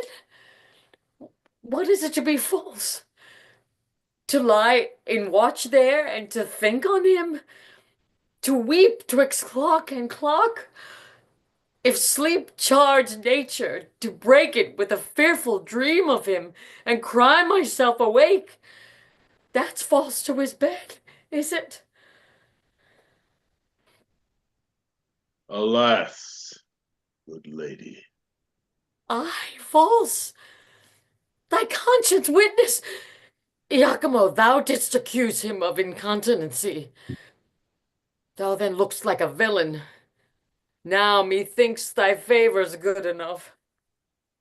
Some jay of Italy, whose mother was her painting, hath betrayed him. Poor I am stale, a garment out of fashion. And for I am richer than to hang by the walls. I must be ripped to pieces with me. Oh, men's vows are women's traitors. All good seeming by thy revolt, O husband, shall be thought put on for villainy, not born where it grows, but worn a bait for ladies. Good madam, hear me. True honest men being heard like false Aeneas were in his time thought false, and Sinon's weeping did scandal many a holy tear, took pity from his most true wretchedness. So thou, Posthumus, wilt lay the leaven on all proper men, goodly and gallant, shall be false and perjured from thy great fail. Come, fellow, be thou honest. Do thou thy master's bidding. When thou seest him, a little witness my obedience. Look, I draw the sword myself. Take it, and hit the innocent mansion of my love, my heart. Fear not. 'Tis empty of all things but grief. Thy master's not there, who was indeed the riches of it. Do his bidding, strike! Thou mightst be valiant in a better cause, but now thou seemst a coward. Hence, vile instrument, thou shalt not damn my hand. What? I must die. If I do not by thy hand, thou art no servant of thy master's. Against self-slaughter there is a prohibition so divine that cravens my weak hand. Come, here's my heart. Something's afoot. Soft will, no defense. Obedient as the scabbard. What is here? The scriptures of the loyal Leonatus all turned to heresy. Away, away, corrupters of my faith. You shall no more be stomachers to my heart. Thus my poor fools believe false teachers. Though those that are betrayed do feel the treason sharply, yet the traitor stands in worse case of woe. Oh, thou Posthumus, that didst set up my disobedience against the king, my father, and makes me into contempt the suits of princely fellows? Oh no, oh no, oh no, and now I lost it. I lost it. Page 80. Oh no, no, no, no, no. 81. Uh, Middle 81. um, uh, a, a prince. Yeah, princely fellows. Princely fellows shall hereafter find it is no act of common passage, but a strain of rareness, and I grieve myself to think, when thou shalt be disedged by her, that now thou tirest on, how thy memory will then be panged by me. Prithee dispatch, the lamb entreats the butcher. Where's thy knife? Thou art too slow to do thy master's bidding when I desire it too. Oh, gracious lady, since I received command to do this business, I have not slept one wink. Do it, and to bed then. Unwake mine eyes, ball first. Wherefore then didst undertake it? Why hast thou abused so many miles with the pretense? This place, mine action and thine own, our horses' labor, the time inviting thee, the perturbed court for my being absent, whereunto I never purpose return. Why hast thou gone so far to be unbent, when thou hast ta'en thy stand, the elected deer before thee? But to win time, to loose so bad employment in the which I have considered a course. Good lady, hear me with patience. Talk thy tongue weary. Speak. I have heard I am a strumpet, and mine ear therein false strook can take no greater wound, nor tend to bottom that. But speak. Then, I thought you would not back again. Most like bringing me here to kill me. Not so, neither. But if I were as wise, as honest, then my purpose would prove well. It cannot be, but that my master is abused. Some villainy, I, and singular in his art, have done you both this incursed injury. Some Roman courtesan. No! On my life, I'll give but notice you are dead, and send him some bloody sign of it. But 'tis commanded I should do so. So you shall be, Miss in court, if that will well confirm it. Oh, my good fellow, what shall I do the while? Where bide? How live? Or in my life what comfort when I am dead to my husband? I'll back you to the court. No, no court, no father. No more ado with that harsh, noble, simple nothing, that Cloten, whose love suit hath been to me as fearful as a sea. If not at court, then not in Britain must you bide. Where then hath Britain all the sun that shines, day, night? Are they not but in Britain? In the world's volume, our Britain seems as of it, but not in it. In a great pool, a swan's nest. Prithee think there's livers out of Britain. I am most glad you think of other place. The ambassador, Lucius the Romaine, comes to Milford Haven tomorrow, as your fortune is.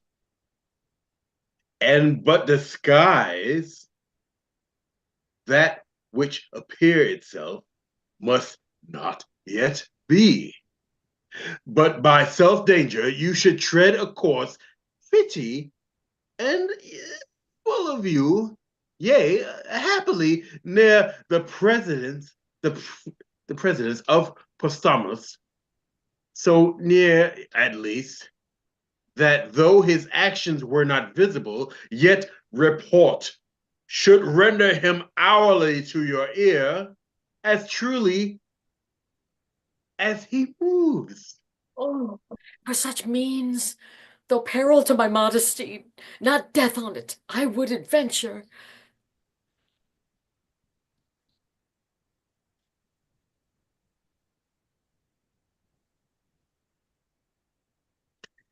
Well then, here's the point.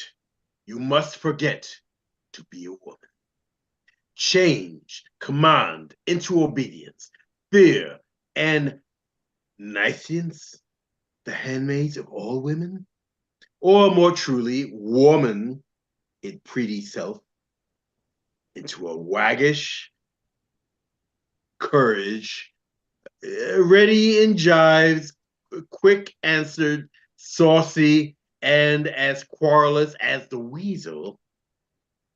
Nay, you must forget that that rarest treasure of your cheek, exposing it. But oh, the harder heart, alack, no remedy to the greedy touch of common kissing Titan. And forget your laborsome and dainty trims wherein you made great Juno angry. Be brief. I see unto thine end, and am almost a man already. Good, good. First, make yourself but like one.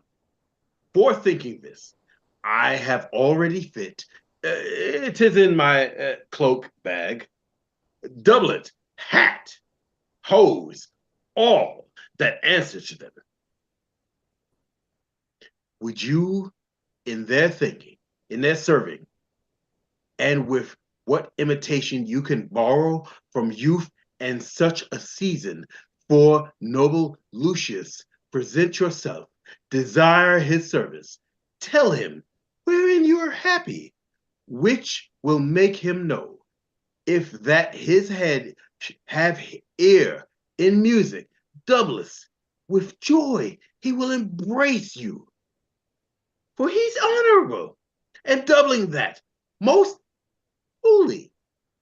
Your means abroad, you have made me rich, and I will never fail, beginning nor supplement. Thou art all the comfort the gods will diet me with. Prithee away. There's more to be considered, but we'll even all that good time will give us. This attempt I am soldier to, and will abide it with a prince's courage. Away, I prithee. Well, madame, we must take a short farewell. Least being missed, I be suspected your carriage from court. My noble mistress, here's a box. I had it from the queen. What's in it is precious. If you are sick at sea or stomach quarreled at land, a dram of this will drive away distemper to some shade and fit you to your manhood. May the gods direct you to the best. Amen. I thank thee. Exeunt Sine Quinta. Enter Cymbeline, Queen, Cloten, Lucius, and lords. Okay, we're not taking a break at some point? I think let's just keep going. It's a long. Okay, I just want to make sure. Thus far, and so farewell. Thanks, royal sir. My emperor hath wrote I must from hence, and am right sorry that I must report ye my master's enemy. Our subjects, sir, will not endure his yoke, and for ourselves to show less sovereignty than they, must needs appear unkinglike. So, sir, I desire of you a conduct overland to Milford Haven.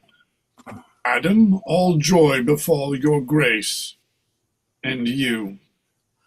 My lords, you are appointed for that office, the due of honor and no point omit. So farewell, noble Lucius. Your hand, my lord. Receive it friendly, but from this time forth I wear it as your enemy. Sir, the event is yet to name the winner. Fare you well. Leave not the worthy Lucius, good my lords, till he have crossed the Severn. Happiness. Exit Lucius. He goes frowning, but it honors us that we have given him cause. 'Tis all the better. Your valiant Britons have their wishes in it. Lucius hath wrote already to the emperor how it goes here. It fits us therefore ripely, our chariots and our horsemen be in readiness. The powers that he already hath in Gallia will soon be drawn to head, from whence he moves his war for Britain. 'Tis not sleepy business, but must be looked to speedily and strongly. Our expectation that it would be thus hath made us forward. But, my gentle queen, where is our daughter? She hath not appeared before the Roman, nor to us hath tendered the duty of the day. She looks us like a thing more made of malice than of duty. We have noted it. Call her before us, for we have been too slight in sufferance.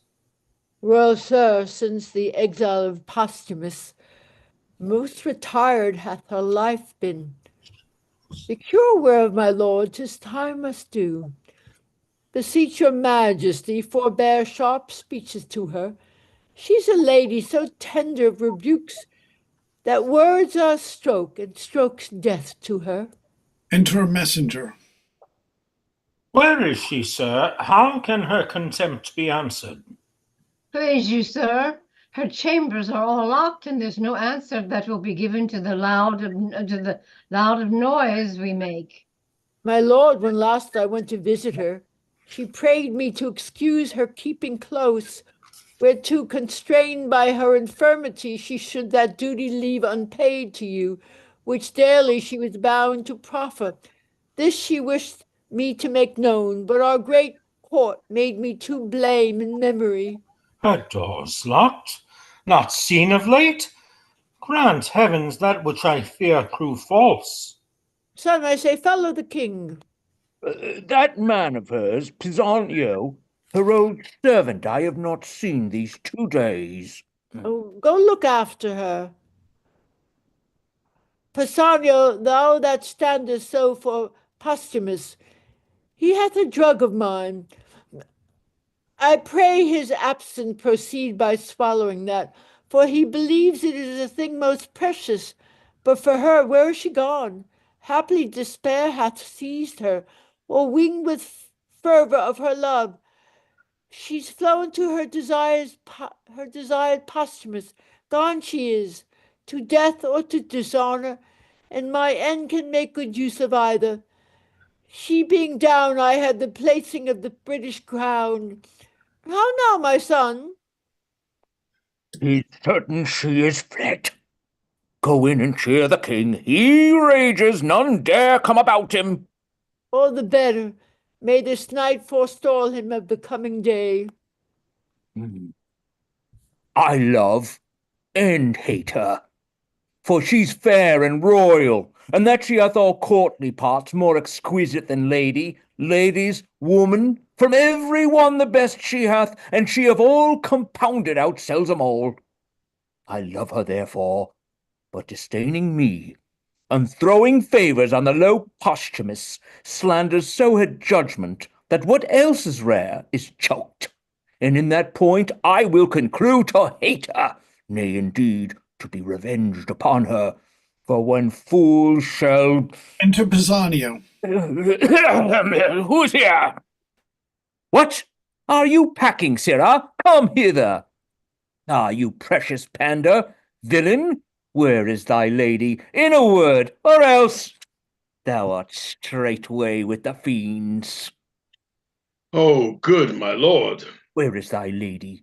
Or by Jupiter, I will not ask again. Close, villain. I'll have this secret from thy heart. I'll rip thy heart to find it. Is she with Posthumus, from whose so many weights of baseness cannot a dram of worth be drawn? Alas, my lord, how can she be with him? When was she missed? She's in Rome. Where is she, sir? Come nearer, no further halting. Satisfy me home. What is become of her? Oh, my all-worthy lord. All-worthy villain, discover where thy mistress is at once at the next word. No more of worthy lord. Speak, or thy silence on the instant is thy condemnation and thy death. Then, sir, this paper is the history of my knowledge touching her flight. Let's see it. I will pursue her even to Augustus' throne. Or this, or perish. She's far enough, and what he learns by this may prove his travel, not her danger. I'll write to my lord, she's dead. Oh, Imogen, safe mayst thou wander, safe return again. Sirrah, is this letter true? Sir, as I think. It is Posthumus' hand, I know it. Sirrah, if thou wouldst not be a villain, but do me true service, undergo those employments wherein I should have cause to use thee with a serious industry. That is, what villainy soe'er I bid thee do to perform it, directly and truly, I would think thee an honest man. Thou shouldst neither want my means for the relief, nor my voice for thy preferment. Well, good my lord.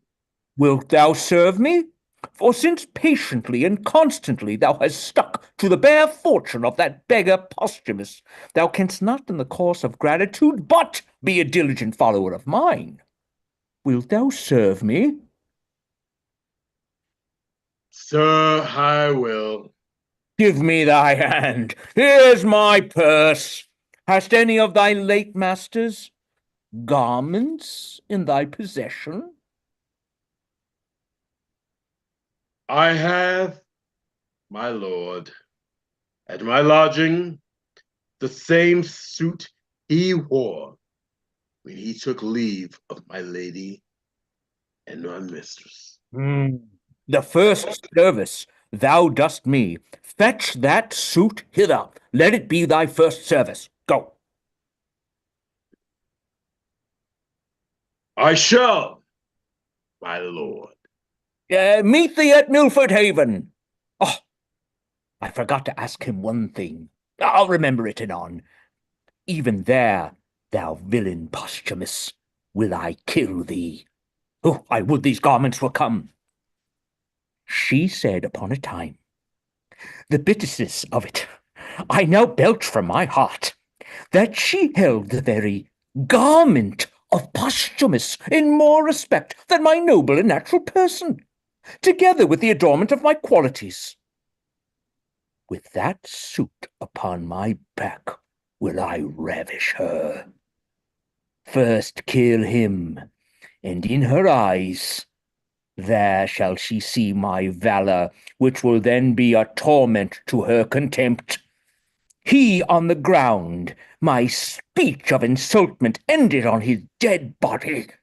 And when my lust hath dined, which, as I say to vex her, I will execute in the clothes that she so praised, to the court I'll knock her back, foot her home again.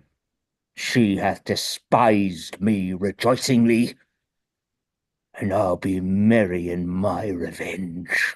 Enter Pisanio. Be those the garments? I, my noble lord. How long is it since she went to Milford Haven? She can scarce be there yet. Bring this apparel to my chamber. That is the second thing that I have commanded thee. The third is that thou wilt be a voluntary mute to my design. Be but duteous, and true preferment shall tender itself to thee. My revenge is now at Milford. Would I had wings to follow it. Come, and be true. Thou bidst me to my loss, for true to thee were to prove false, which I will never be to him that is most true. To Milford go I, and find not her whom thou pursuest. Flow, flow, you heavenly blessings on her. This fool's speed be crossed with slowness. Labor be his meed. You want to take a break? 5 minutes, or do you want to go on? It's up to you. Want to keep going, everybody? Does anybody want to take a break? It's up to you. I'm good with continuing. Let's continue. Okay. Right. Enter Imagina Sexta. Enter Imogen alone. I see a man's life is a tedious one. I have tired myself, and for 2 nights together have made the ground my bed. I should be sick, but that my resolution helps me. Milford, When from the mountain top Asaniur showed thee thou wast within a ken. Oh, Jove, I think foundations fly the wretched. Such, I mean, where they should be relieved. Two beggars told me I could not miss my way. Will poor folks lie that have afflictions on them, knowing 'tis a punishment or trial? Yes, no wonder, when rich ones scarce tell true. To lapse in fullness is sorer than to lie for need, and falsehood is worse in kings than beggars. My dear lord, thou art one of the false ones. Now I think on thee, my hunger's gone. But even before I was at point to sink for food. But what is this? Here is a path to it. 'Tis some savage hold. I were best not call. I dare not call. Yet famine, ere clean it o'erthrow nature, makes it valiant. Plenty and peace breeds cowards. Hardness ever of hardiness is mother. Ho! Who's here? If anything that's civil, speak. If savage, take or lend. Ho? No answer? Then I'll enter. Best draw my sword. And if mine enemy but fear the sword like me, he'll scarcely look on it. Such a foe. Good heavens. Exit Scene Septima. Enter Belarius, Guiderius, and Arviragus. You, Polydora, have proved best woodman and are master of the feast. Cardwell and I will play the cook and servant. 'Tis our match. The sweat of industry would dry and die before the end it works to. Calm our stomachs will make what's homely savory. Weariness can snore upon the flint when resty sloth finds the down pillow hard. Now peace be here, poor house that keeps thyself. I am thoroughly weary. Weak with toil, strong in appetite. There is cold meat in the cave. We'll browse on that, whilst what we have killed be cooked. Stay, come not in, but that it eats our... What is this? Stay, come not in, but that eats our victuals. I should think here was a fairy. What's the matter, sir? By Jupiter, an angel, or if not, an earthly paragon. Behold, divineness, no elder than a boy. Enter Imogen. Oh, good masters, harm me not. Before I entered here, I called, and thought to have begged or bought what I took. Good troth, I have stolen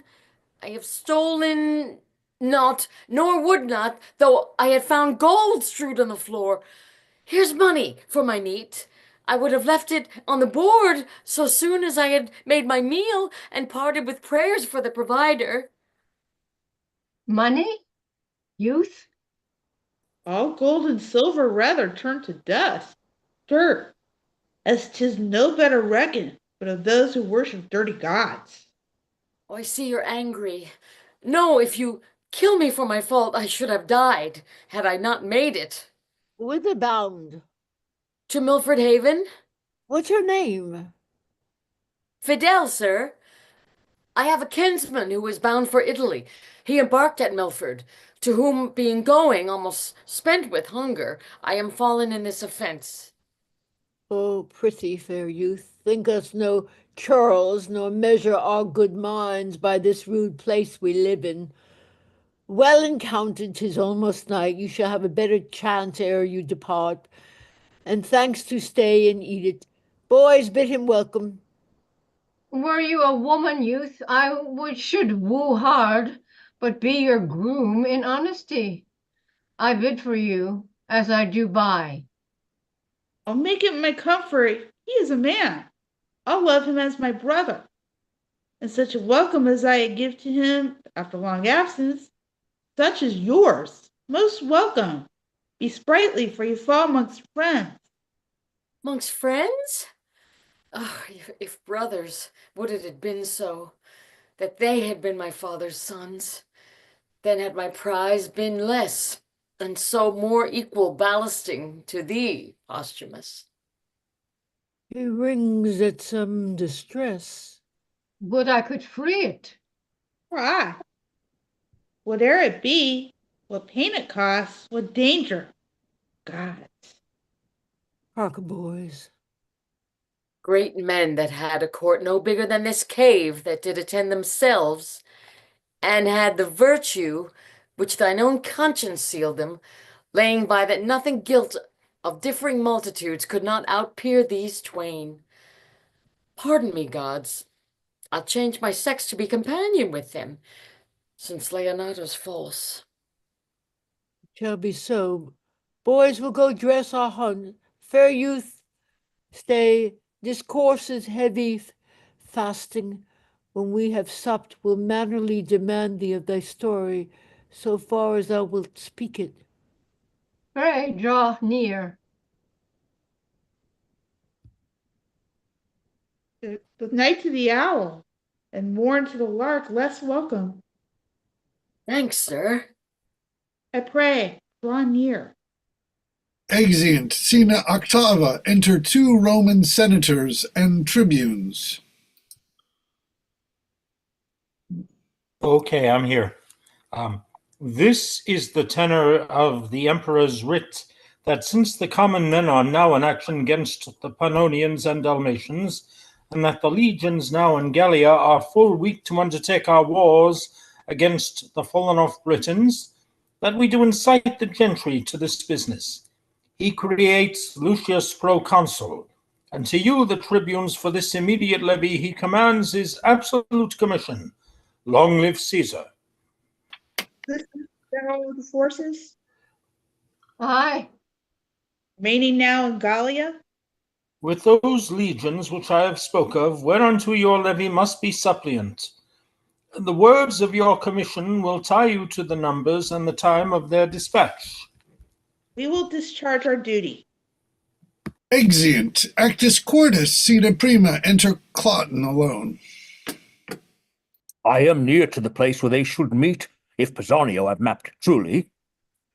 How fit his garments serve me! Why should his mistress, who was made by him that made the tailor, not be fit too? The rather, saving reverence of the word, for 'tis said a woman's fitness comes by fits. Therein I must play the workman. I dare speak it to myself, for it is not vainglory for a man in his glass to confer in his own chamber.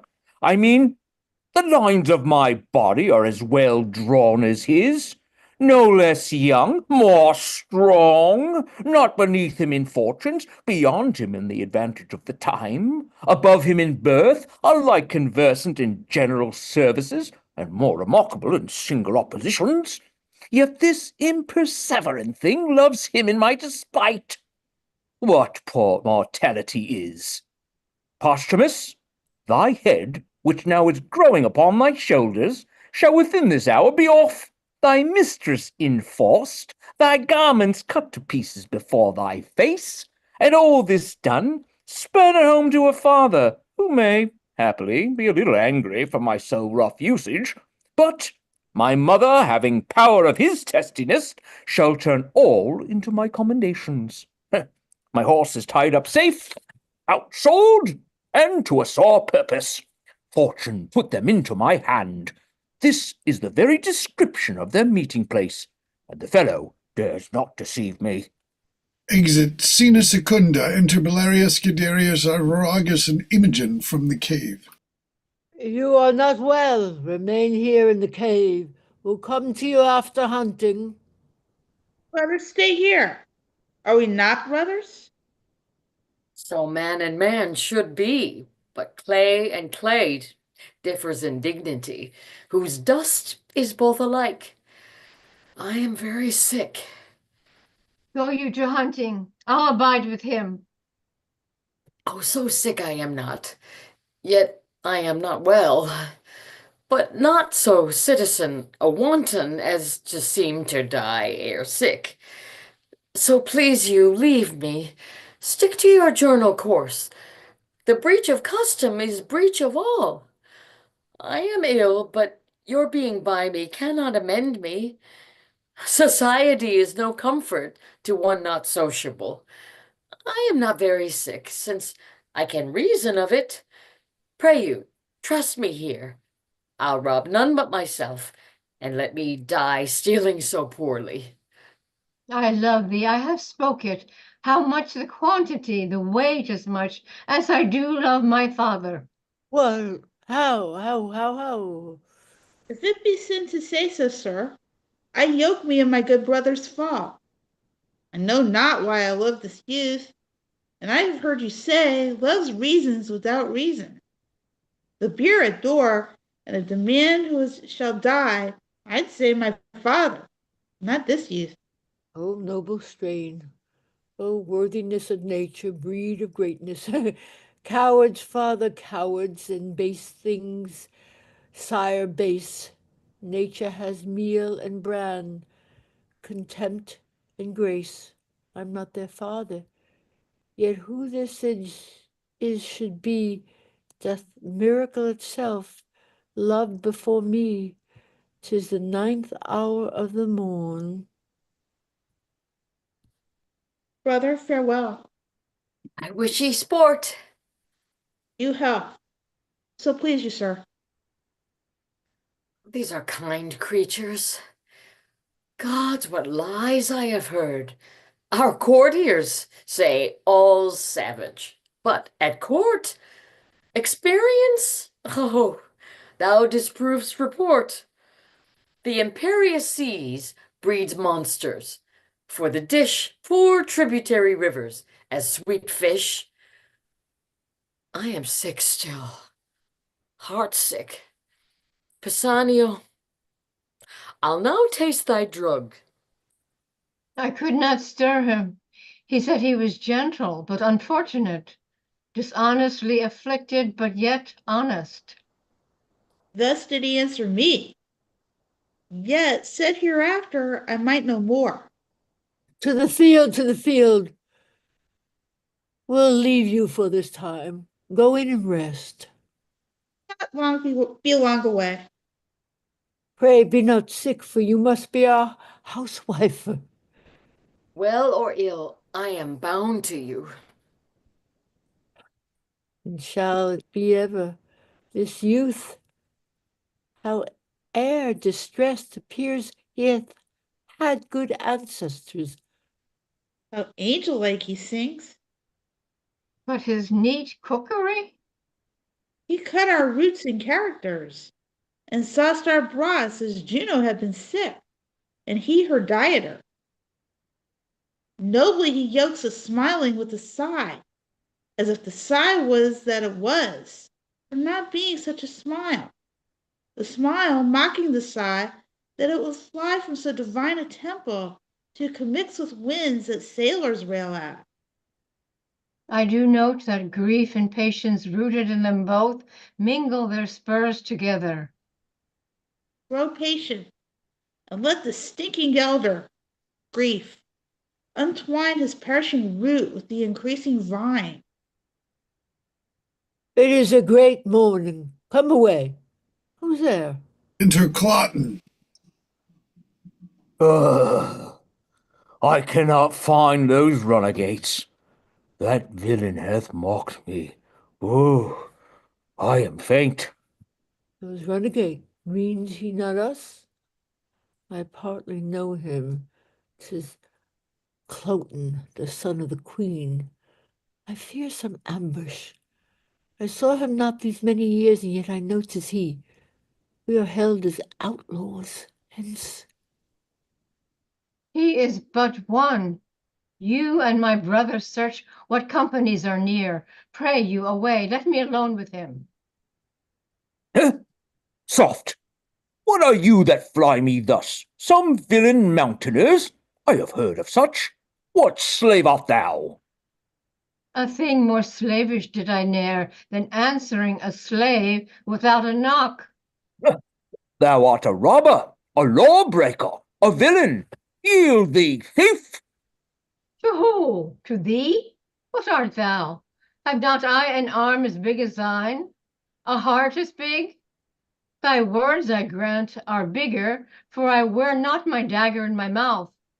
Say what thou art. Why should I yield to thee? Thou villain base, knowest me not by my clothes? No, nor thy tailor, rascal. Who is thy grandfather? He made those clothes, which, as it seems, make thee. Thou precious varlet, my tailor made them not. Hence, then, and thank the man that gave them thee. Thou art some fool. I am loath to beat thee. Thou injurious thief, hear but my name, and tremble. What's thy name? Cloten, thou villain. Cloten. Thou double villain be thy name. I cannot tremble at it. Were it toad, or adder, spider, 'twould move me sooner. To thy further fear, nay, to thy mere confusion, thou shalt know I am son to the queen. Oh, I'm sorry for it, not seeming so worthy as thy birth.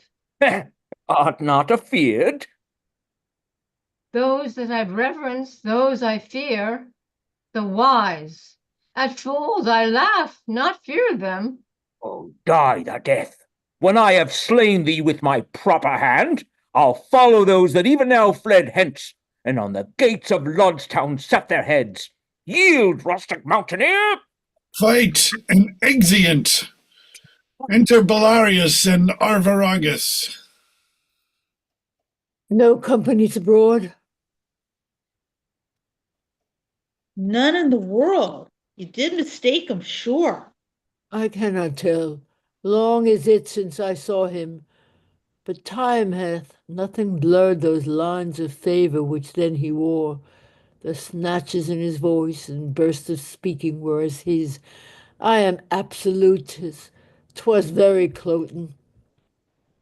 In this place we left them. I wish my brother made good time with him. You say he is so fell. Being scarce made up, I mean to man, he had not apprehension of roaring terrors, for defect of judgment is oft the cause of fear. Enter Guiderius. But see thy brother. This Cloten was a fool, an empty purse. There was no money in't. Not Hercules could have knocked out his brains, for he had none. Yet I not doing this, the fool had borne my head as I do his. What hast thou done? I am perfect what? Cut off one Cloten's head, son to the queen after his own report, who called me traitor, mountaineer, and swore with his own single hand he'd take us in, displace our heads, where thanks to gods they grow, and set them on Lud's town. We are all undone. Why, worthy father, what have we to lose, but that he swore to take our lives? The law protects not us, then why should we be tender to let an arrogant piece of flesh threat us? Play judge and executioner all himself? For we do fear the law. What company discover you abroad? No single soul can we set eye on, but in all safe reason he must have some attendance, though his honor was nothing but mutation. Ay, and that from one bad thing to worse. Not frenzy, not absolute madness could so far have raved to bring him here alone, although perhaps it may be heard at court that such as we cave here, hunt here, are outlaws, and in time may make some stronger head, the which he hearing, as is like him, might break out and swear he'd fetch us in. Yet it is not probable to come alone, either he's so undertaking, or they so suffering, that on good ground we fear, if we do fear this body hath a tail, more perilous than the head. Let ordinance come as the gods foresay it. Howsoe'er, my brother has done well. I had no mind to hunt this day. The boy Fidelis' sickness did make my way long forth. With his own sword, which he did wave against my throat, I have ta'en his head from him. Ha! I'll throw it into the creek behind our rock, and let it to the sea, and tell the fishes, here's the queen's son, Cloten. That's all I reek. Ha! I fear will be revenged. Would, Palador, thou hast not done it, though valor becomes thee well enough. Would I had done it. So the revenge alone pursued me. Polydor, I love thee brotherly, but envy much thou hast robbed me of this deed. I would revenge as that possible strength might meet, would seek us through and put us to our answer. Well, 'tis done. We'll not hunt no more today, nor seek for danger where there's no profit. I prithee to our rock, you and Fideli play the cooks. I'll stay till hasty Palador return and bring him to dinner presently. Poor sick Fidele, unwillingly to him to gain his color. I have let it perish with such Cloten's blood, and praise myself for charity. Exit. O thou goddess, thou divine nature, thou thyself, thou blazonest in these two princely boys. They are as gentle as zephyrs blowing below the violet, not wagging his sweet head, and yet as rough their royal blood and chafed as the rudest wind that by the top doth take the mountain pine and make him stoop to the vale. 'Tis wonder that an invisible instinct should frame them to royalty unlearned, honor untaught, civility not seen from other, valor that wildly grows in them but yields a crop as if it had been sowed. Yet still it's strange what Cloten's been here to us portends, or what his death will bring us. Darius. Where's my brother? I have sent Cloten's clotpole down the stream in embassy to his mother. His body's hostage for his return. Solemn music. My ingenious instrument, hark, Palador, it sounds. But what occasion hath Cadwal now to give it motion? Hark, Is he at home? he went hence even now. What does he mean? Since death of my dearest mother, it did not speak before. All solemn things should answer solemn accidents. The matter? Triumphs for nothing, and lamenting toys is jollity for apes, and grief for boys. Is Cadwal mad?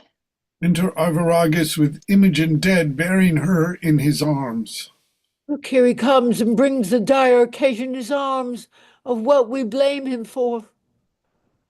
Bird is dead that we have made so much on. I had rather have skipped from 16 years of age to 60, to have turned my leaping time into a crutch than have seen this.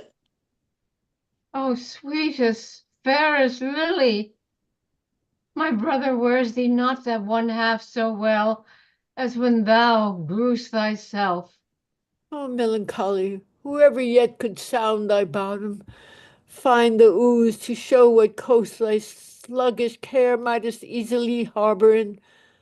Thou blessed thing, Jove knows what man thou mightest have been made, but I, thou diest, a most rare boy of melancholy. How found you him? Stark, as you see, the smiling as some fly had tickled slumber, not as death's dart being laughed at, his right cheek reposing on a cushion, Where? the floor, his arms thus leagued, I thought he slept, and put my clouded brogues off from my feet, his rudeness answered my steps too loud. Why, he but sleeps. If he be gone, he'll make his grave a bed. With female fairies will his tomb be haunted, and worms will not come to thee. The fairest flowers while summer lasts, and I live here, Fidele. I'll sweeten this thy sad grave. Thou shalt not lack the flower that's like thy face, pale primrose, nor the azure harebell, like thy veins, no, nor the leaf of eglantine, whom not to slander, outsweeten not thy breath. The radical with charitable bill, oh bill, sore shaming those rich left heirs, that let their fathers lie without a monument. Bring thee all this, yea, and furred moss besides, when flowers are none to winter ground thy course. Prithee, have done, and do not play in wench-like words with that which is so serious. Let us bury him, and not protract with admiration what is now due debt to the grave. Hey, where shall spirit lay him? By good Euriphyll, our mother. Be it so. And let us, Polydore, though now our voices have got the mannish crack, sing it to the ground as once to our mother. Use like note and words, save that Euryphile must be fidele. Cadwal, I cannot sing, I'll weep, and word it with thee. For notes of sorrow, out of tune, are worse than priests and fanes that lie. Speak it then. Great griefs I see, medicine, the less, for Cloten is quite forgot. He was queen's son, boys, and though he came our enemy, remember he was paid for that, though mean and mighty rotting together have one dust. Yet reverence that angel of the world doth make distinction of place between high and low. Our foe was princely, and though you took his life as being our foe, yet bury him as a prince.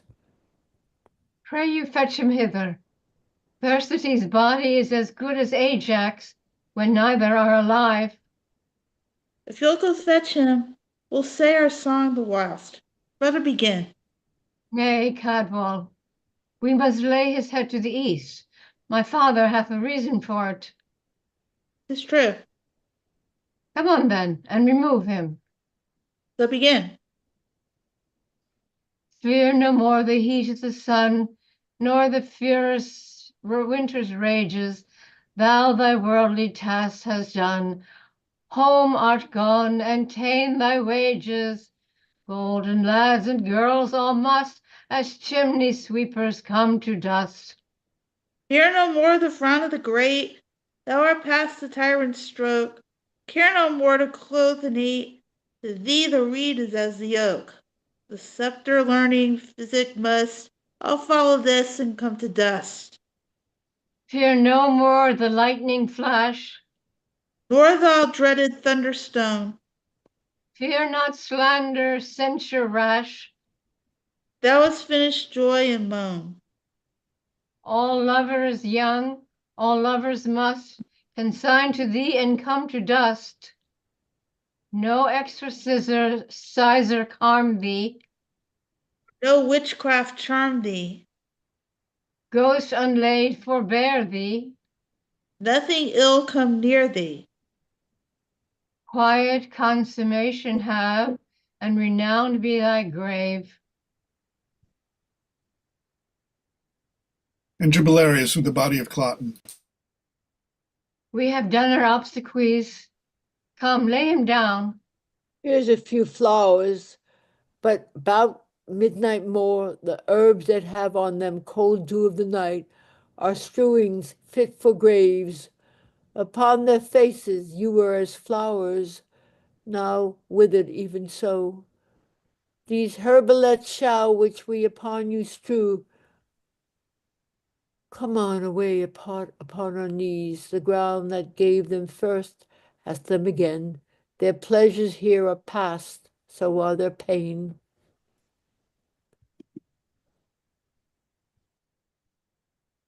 Exeunt. Imogen awakes. Oh, yes, sir.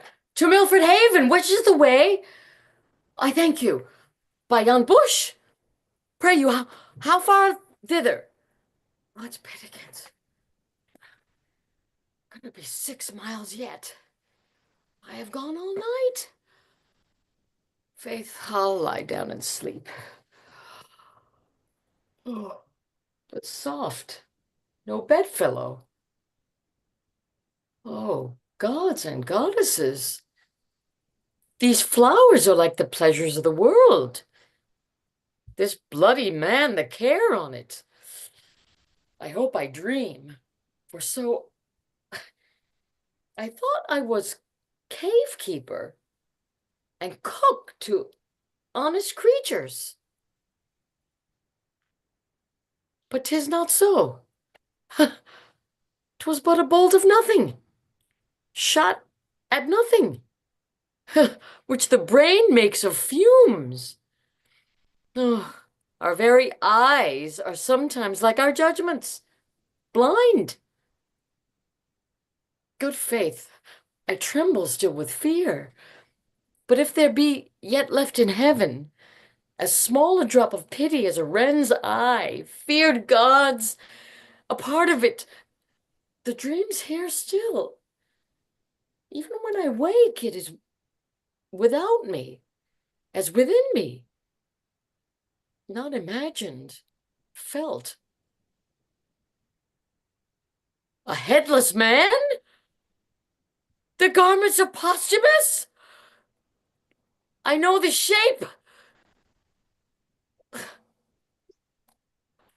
This is his hand, his foot mercurial, his martial thigh, the bronze of Hercules, but his jovial face, murder in heaven, how? 'Tis gone! Pisanio, all curses matted, Hecuba give the Greeks, and mine to boot be darted on thee. Thou conspired with that irregulous devil, Cloten, have you cut off? I've cut off my lord. To write and read be henceforth treacherous. Damned Pisanio hath with his forged letters, damned Pisanio, from this most bravest vessel of the world, struck the main top. Oh, Posthumus, alas, where is thy head? Where's that? Ay me, where's that?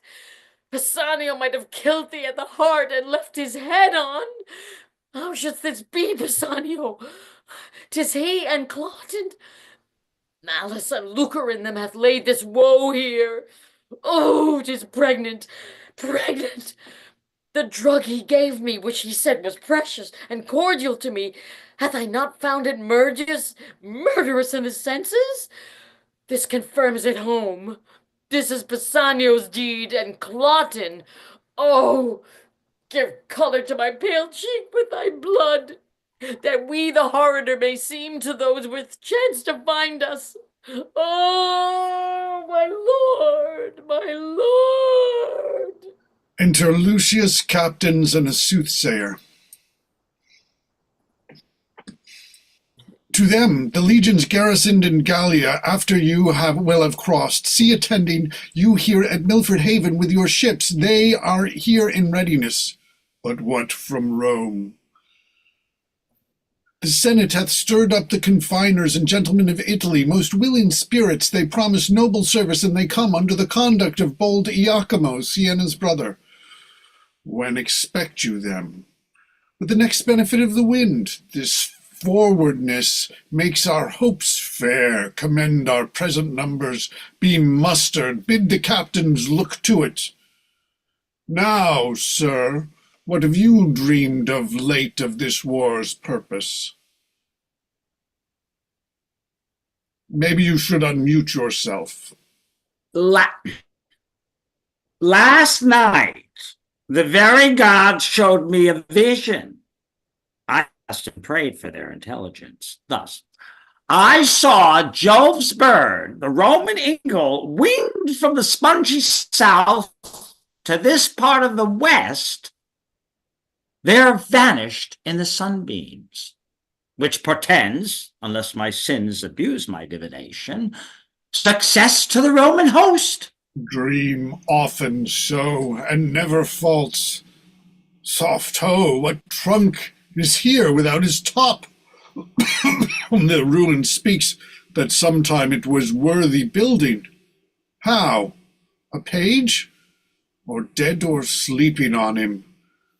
dead rather, for nature doth abhor to make his bed with the defunct or sleep upon the dead. Let's see the boy's face. He's alive, my lord. He'll then instruct us of this body. Young one, inform us of thy fortunes, for it seems they crave to be demanded. Who is this thou makest thy bloody pillow, or who was he that, otherwise than noble nature did, hath altered that good picture? What's thy interest in this sad wrack? How came it? Who is it? What art thou? I am nothing. Or if not nothing, to be were better. This was my master, a very valiant Briton, and a good, that here by mountaineers lies slain. Alas, there is no more such masters. I may wander from east to occident, cry out for service, try many, all good, serve truly, never find such another master. Alack, good youth, thou movest no less with thy complaining than thy master in bleeding. Say his name, good friend. Richard Duchamp, if I do lie and do no harm by it, though the gods hear, I hope they'll pardon it. Say you, sir? Thy name? Fidel, sir. Thou dost approve thyself the very same. The name fits well. Thy faith, thy faith, thy name. Wilt take thy chance with me. I will not say thou shalt be so well mastered, but be sure no less beloved. The Roman emperor's letters sent by a council to me should not sooner than thine own worth prefer thee. Go with me. I'll follow, sir. But first, and please the gods, I'll hide my master from the flies, as deep as these poor pickaxes can dig. And when with wild wood leaves and weeds I have strewed his grave, and on it set a century of prayers, such as I can, twice o'er, I'll weep and sigh, and leaving so his service, follow you. So please you entertain me. Ay, good youth, and rather father thee than master thee. My friends, the boy hath taught us manly duties. Let us find out the prettiest daisied plot we can, and make him with our pikes and partisans a grave. Come, arm him. Boy, he's preferred by thee to us, and he shall be interred, as soldiers can. Be cheerful, wipe thine eyes. Some falls are means the happier to arise. Exeunt, Scena tertia. Enter Cymbeline, lords, and Pisanio. Again, and bring me word how 'tis with her. A fever with the absence of her son, a madness of which her life's in danger. Heavens, how deeply you at once do touch me. Imogen, the great part of my comfort gone, my queen upon a desperate bed, and in a time when fearful wars point at me, her son gone, so needful for this present, it strikes me past the hope of comfort. But for thee, fellow, who needs must know of her departure, and dost seem so ignorant, we'll enforce it from thee by a sharp torture. Pisanio?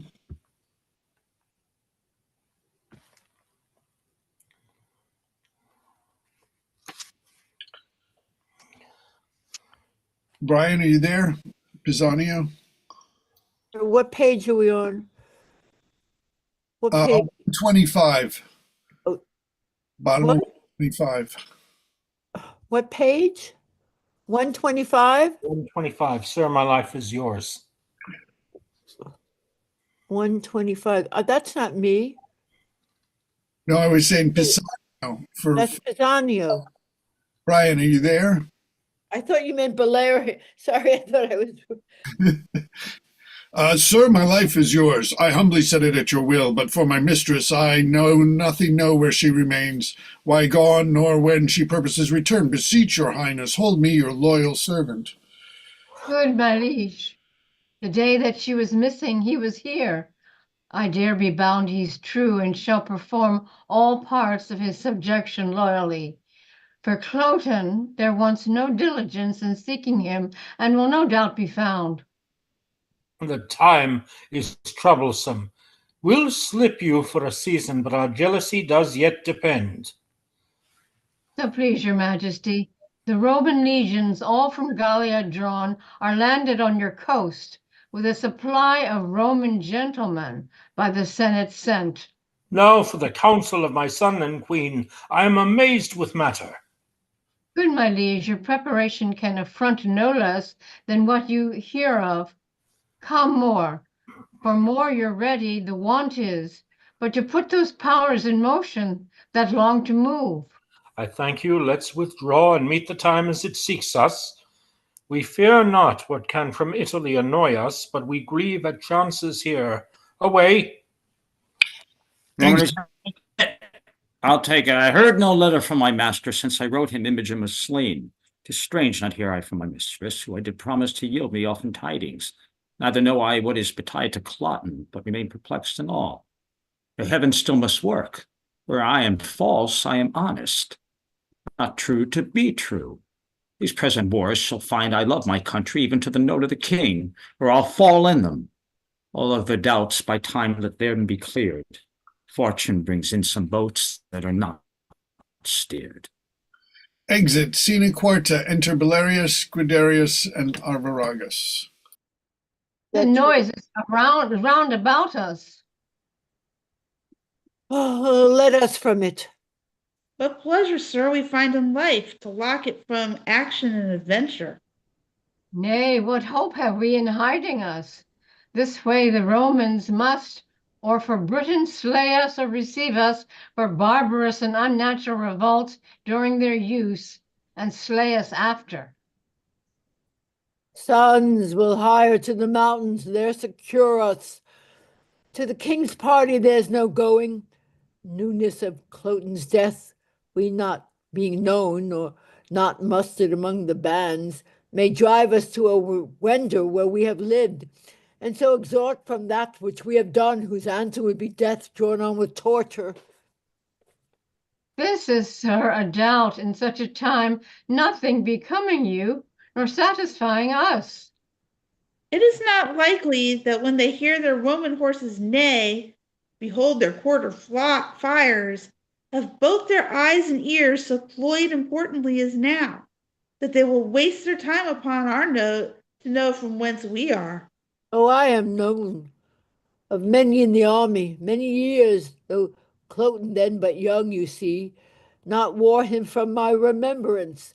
Besides, the king hath not deserved my service, nor your loves, who find in my exile the want of breeding, the certainty of this hard life. I hopeless to have the courtesy your cradle promised, but to be still hot summers, tanglings, and the shrinking slaves of winter. Then be so. Better to cease to be. Pray, sir, to the army, I and my brother are not known. Yourself so out of thought, and thereto so o'ergrown, cannot be questioned.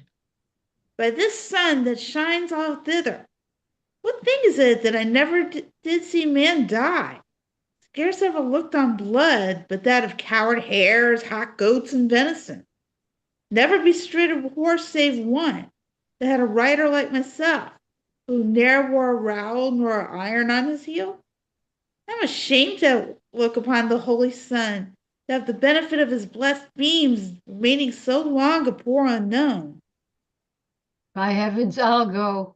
If you will bless me, sir, and give me leave, I'll take the better care.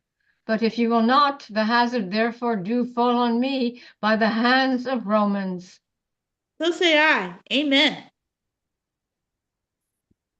No reason, since of your lives you set so slight a validation, should reserve my cracked one to more care. Have with you, boys, if in your country wars you chance to die, that is my bed too, lads, and there I'll lie. Lead, lead, the time sings long, their blood thinks scorn till it fly out and show them princes born. Exeunt actus quintus scena prima. Enter Posthumus alone. Bloody cloth, I'll keep thee. For I am wished thou shouldst be colored thus. You married ones, if each of you should take this course, how many must murder wives much better than themselves for wrying but a little? Oh, Pisanio, every good servant does not all commands, no bond but to do just ones. Gods, if you should obtain vengeance on my faults, I never had lived to put on this. So had you saved the noble Imogen to repent, and struck me, wretch, more worth your vengeance. But lack, you snatch some hence for little faults. That's love to have them fall no more. You some permit to second ills with ills, each elder worse, and make them dread it to the doer's thrift. But Imogen is your own. Do your best wills, and make me blessed to obey.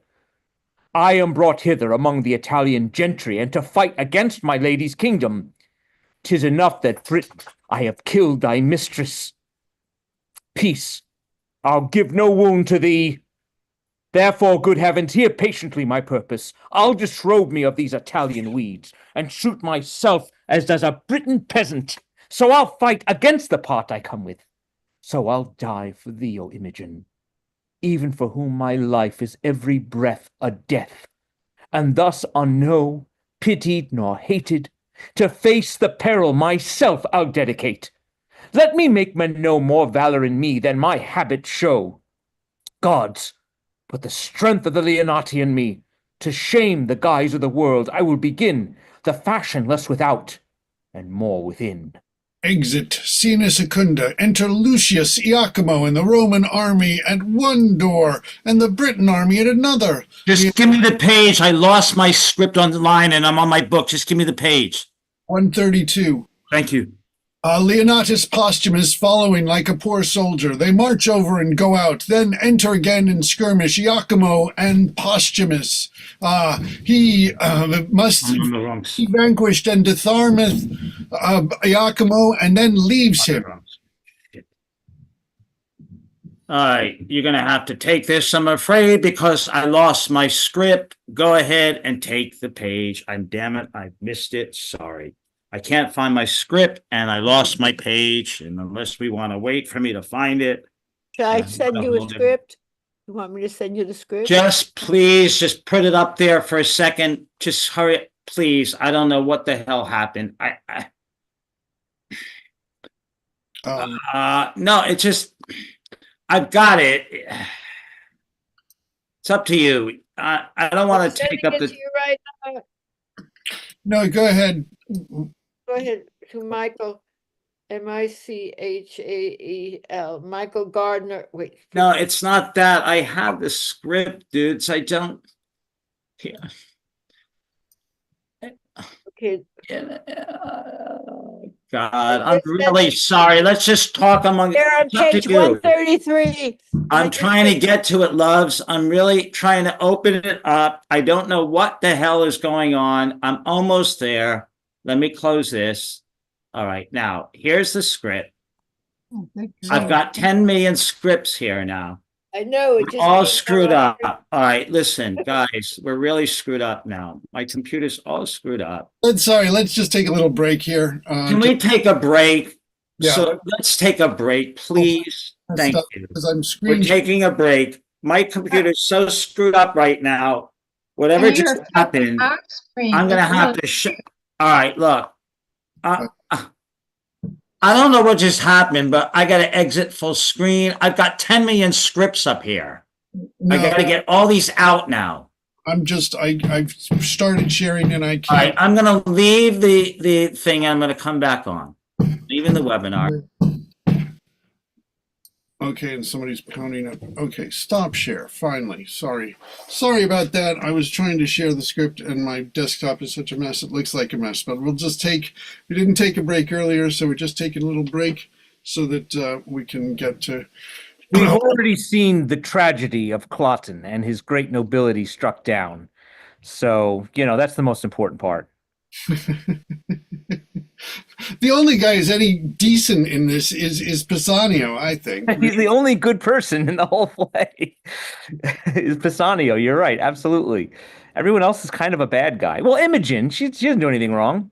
Yeah, Imogen is good, but she's really sort of at the mercy, I mean, of fortune. But it's also like, oh yeah, she just happens to run into her brothers, and yeah, yeah, we are getting to the big revelation scene. Yes, and it's a romance, right? So fantastical things are supposed to happen. Yeah, absolutely. So it's so let's see. Yeah, so I guess Michael left and he will be coming back shortly. But it is, yeah, a big battle scene. I've actually seen some really great productions of this. I do like the one that was done at the Shakespeare in the Park a few years back with it was done with a small cast with Hamish Linklater and Lily Rabe and Kate Burton as the Queen and Belarius, and she was it was very good. It was a lot of fun, and I thought it was a really good production. It's a difficult thing, and I'd also seen a really great one production that came from the Globe at BAM ways back with Mark Rylance, where he was Posthumus, Cloten, and Cornelius, and because they did the whole play with 6 actors. Wow. It's just there's so many characters with 9 actors here, and so you can just imagine with 6 and a couple of musicians. That was a really When really. we when Ken ran the reading of this in New York a year and a half ago, or a year and a couple months ago, we almost got thrown out at the library. You're running overtime, and we had people were running interference with the people saying we're almost done, we're almost done. Meanwhile, like we were still in the prison scene, like we knew this thing was going to go on for another 20 pages, but we stalled and we finished to the last second. They would just turn the lights out on us, basically. But we got to the end. Yeah, that is one of the things about doing this Zoom, since it is a long one. Michael, if you think you have a problem with your computer, I couldn't even use mine tonight. I'm using my phone and a hard copy of the script. Well, I'm glad you got a hard copy of it. I don't have. I Well, had, yeah, I took it. I took it with. It's like I got it when I lived in New York, and then I took it with me when I moved here. mhm. Not to mention my Facebook account got all screwed up. I started a new one, so I need to refriend everybody. Oh my gosh! Wow. Refriend me, which is probably actually easier because I can only send out a few every day, a few per day, but I can accept as however many I get. All right. That's. Um. I'm not sure what they're doing, but yeah, Michael had to. I guess he actually exited the Zoom meeting and he's going to come back. So we'll take a little. But yeah, that is just so rough. I mean, Jennifer. Well, not only that, but I mean, my Microsoft account disappeared on me, and I can't. Been trying to get it back the last few days, and I probably just can't do it until get it back until Monday at the earliest. Yeah, it's so frustrating. These things can be such wonderful conveniences, and then such just Oh, when you can't use them, it's like, yeah, because you have to, because now everyone no, we're all dependent on them. for so long. Yeah. And I need you to add me back to Instant Shakespeare Company on Facebook because it's private. Is it? It shouldn't be. I thought it was set up as a public group, but I will look into that. And Right? I think they may have changed things so that they made them all. I don't know.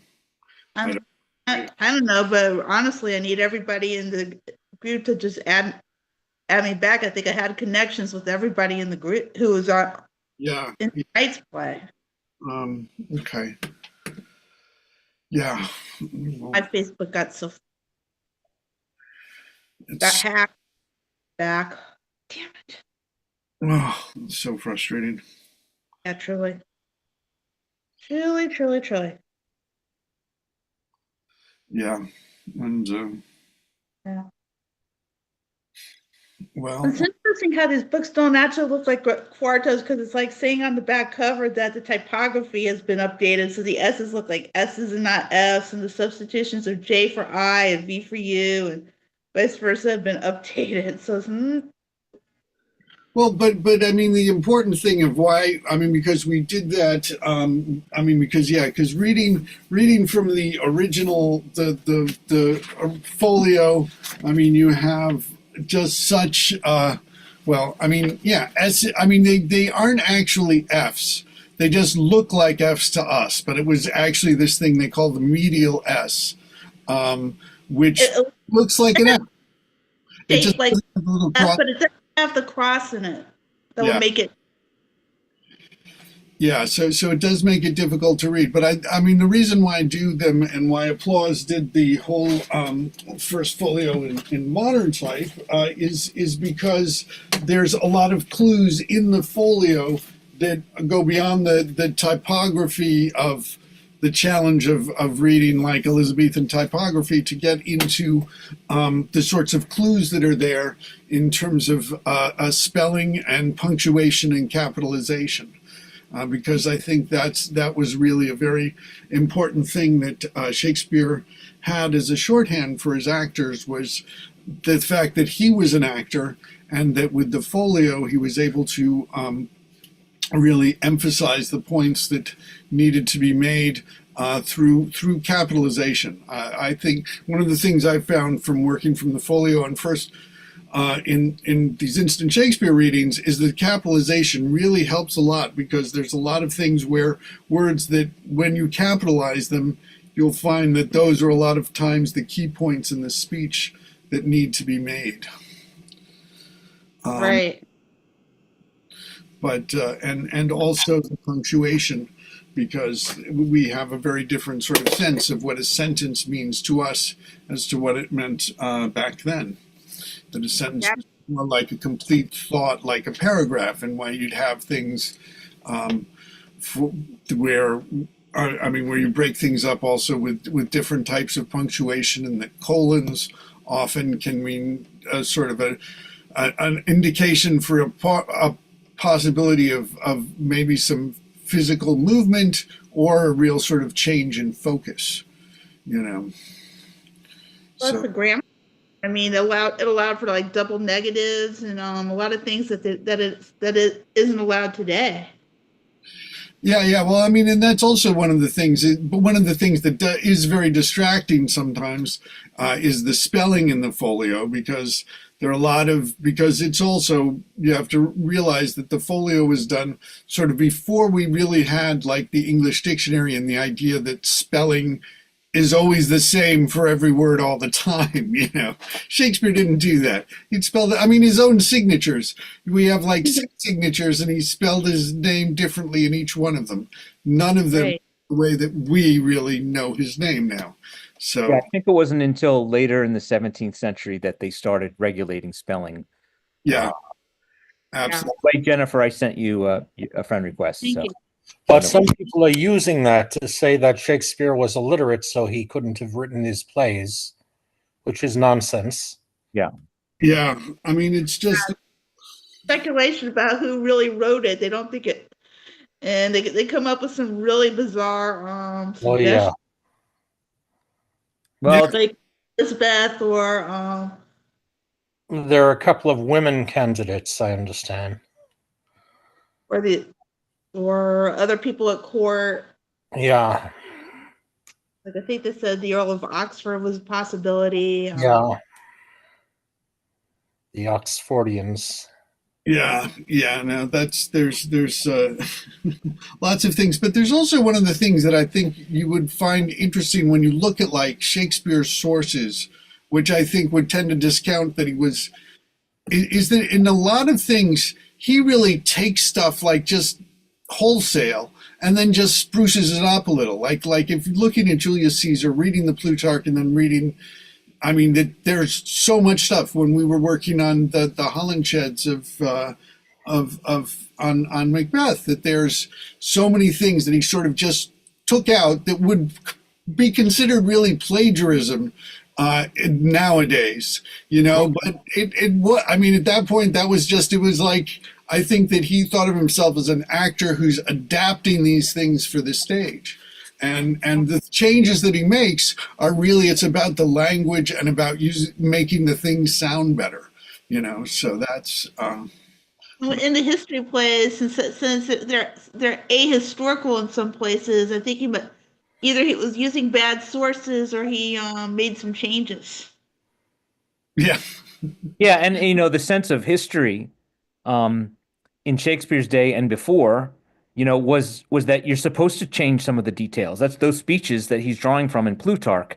I don't think Plutarch imagined that, Caesar said those things, but rather that was how you wrote a history. It wasn't until later on in the 17th, or more like the 18th century, that we started to say, well, history is actually everything in it has to be perfectly factually correct, as if we really could know such a thing. But they used to make up stuff all the time, and it was perfectly acceptable because that's just the way history was, you know. The scene, and what was it?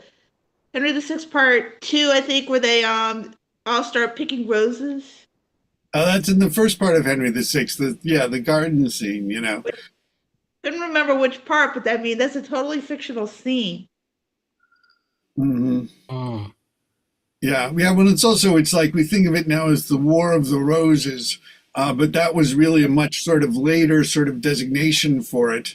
But it was thought of more at the time as the War of the Cousins, because they were all cousins. These were all the sons of Edward III. I mean, the descendants of the sons of Edward III, just causing each other a lot of trouble. Oh my gosh, it's been a while now, and Yeah. all right, maybe we should just, because we still have a lot to go. Yeah. Where are we? Like Act 5, Scene 2, I think. We're Act 5, Scene 1. Right? Or just at the beginning of scene 2. Act 5, Scene 2, yes. Act 5, Scene 2.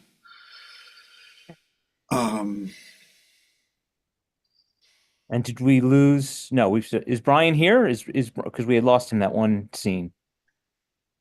Brian, are you back? Just using. I don't know. And Michael is not here. He's not in the meeting. And it's been more than. Well, it says 10 participants, and last time it was 11. Yeah, because we do have 2 attendees as well. Thank you very much. Oh, okay.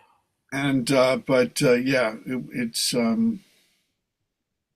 Michael's back just in time. Okay, so let me just set the scene for you again. I've got my sword out, so I'm ready. All right. Are you kidding me? You waited all this time? Yes. Oh, how nice of you. Thank you so much. I figured, all right, well, that's fine. I missed my cues and that's all. Well, guess what? I'm here now, but I had the script right in front of me. So now I had the script right in front of me. I promise you. So don't let me lose the script. All right, I'm going to beat I had it, honest to Christ, I had it right in front of me. All right, I had it right in front of me. Now let me go over here. And let me get you back here.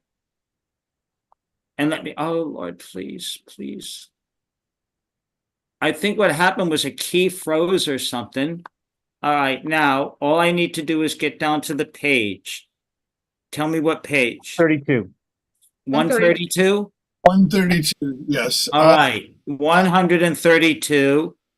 And it's a long night. And I thank you again. And all that for just, here we go. We got 4 scenes left. That's it.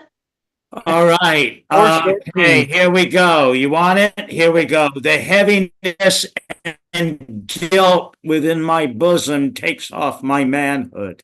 I have belied a lady, the princess of this country, and the air on it revengefully enfeebles me. Or could this Carl, a very drudge of nature, have subdued me in my profession? Knighthoods and honors born as I were mine are titles but of scorn.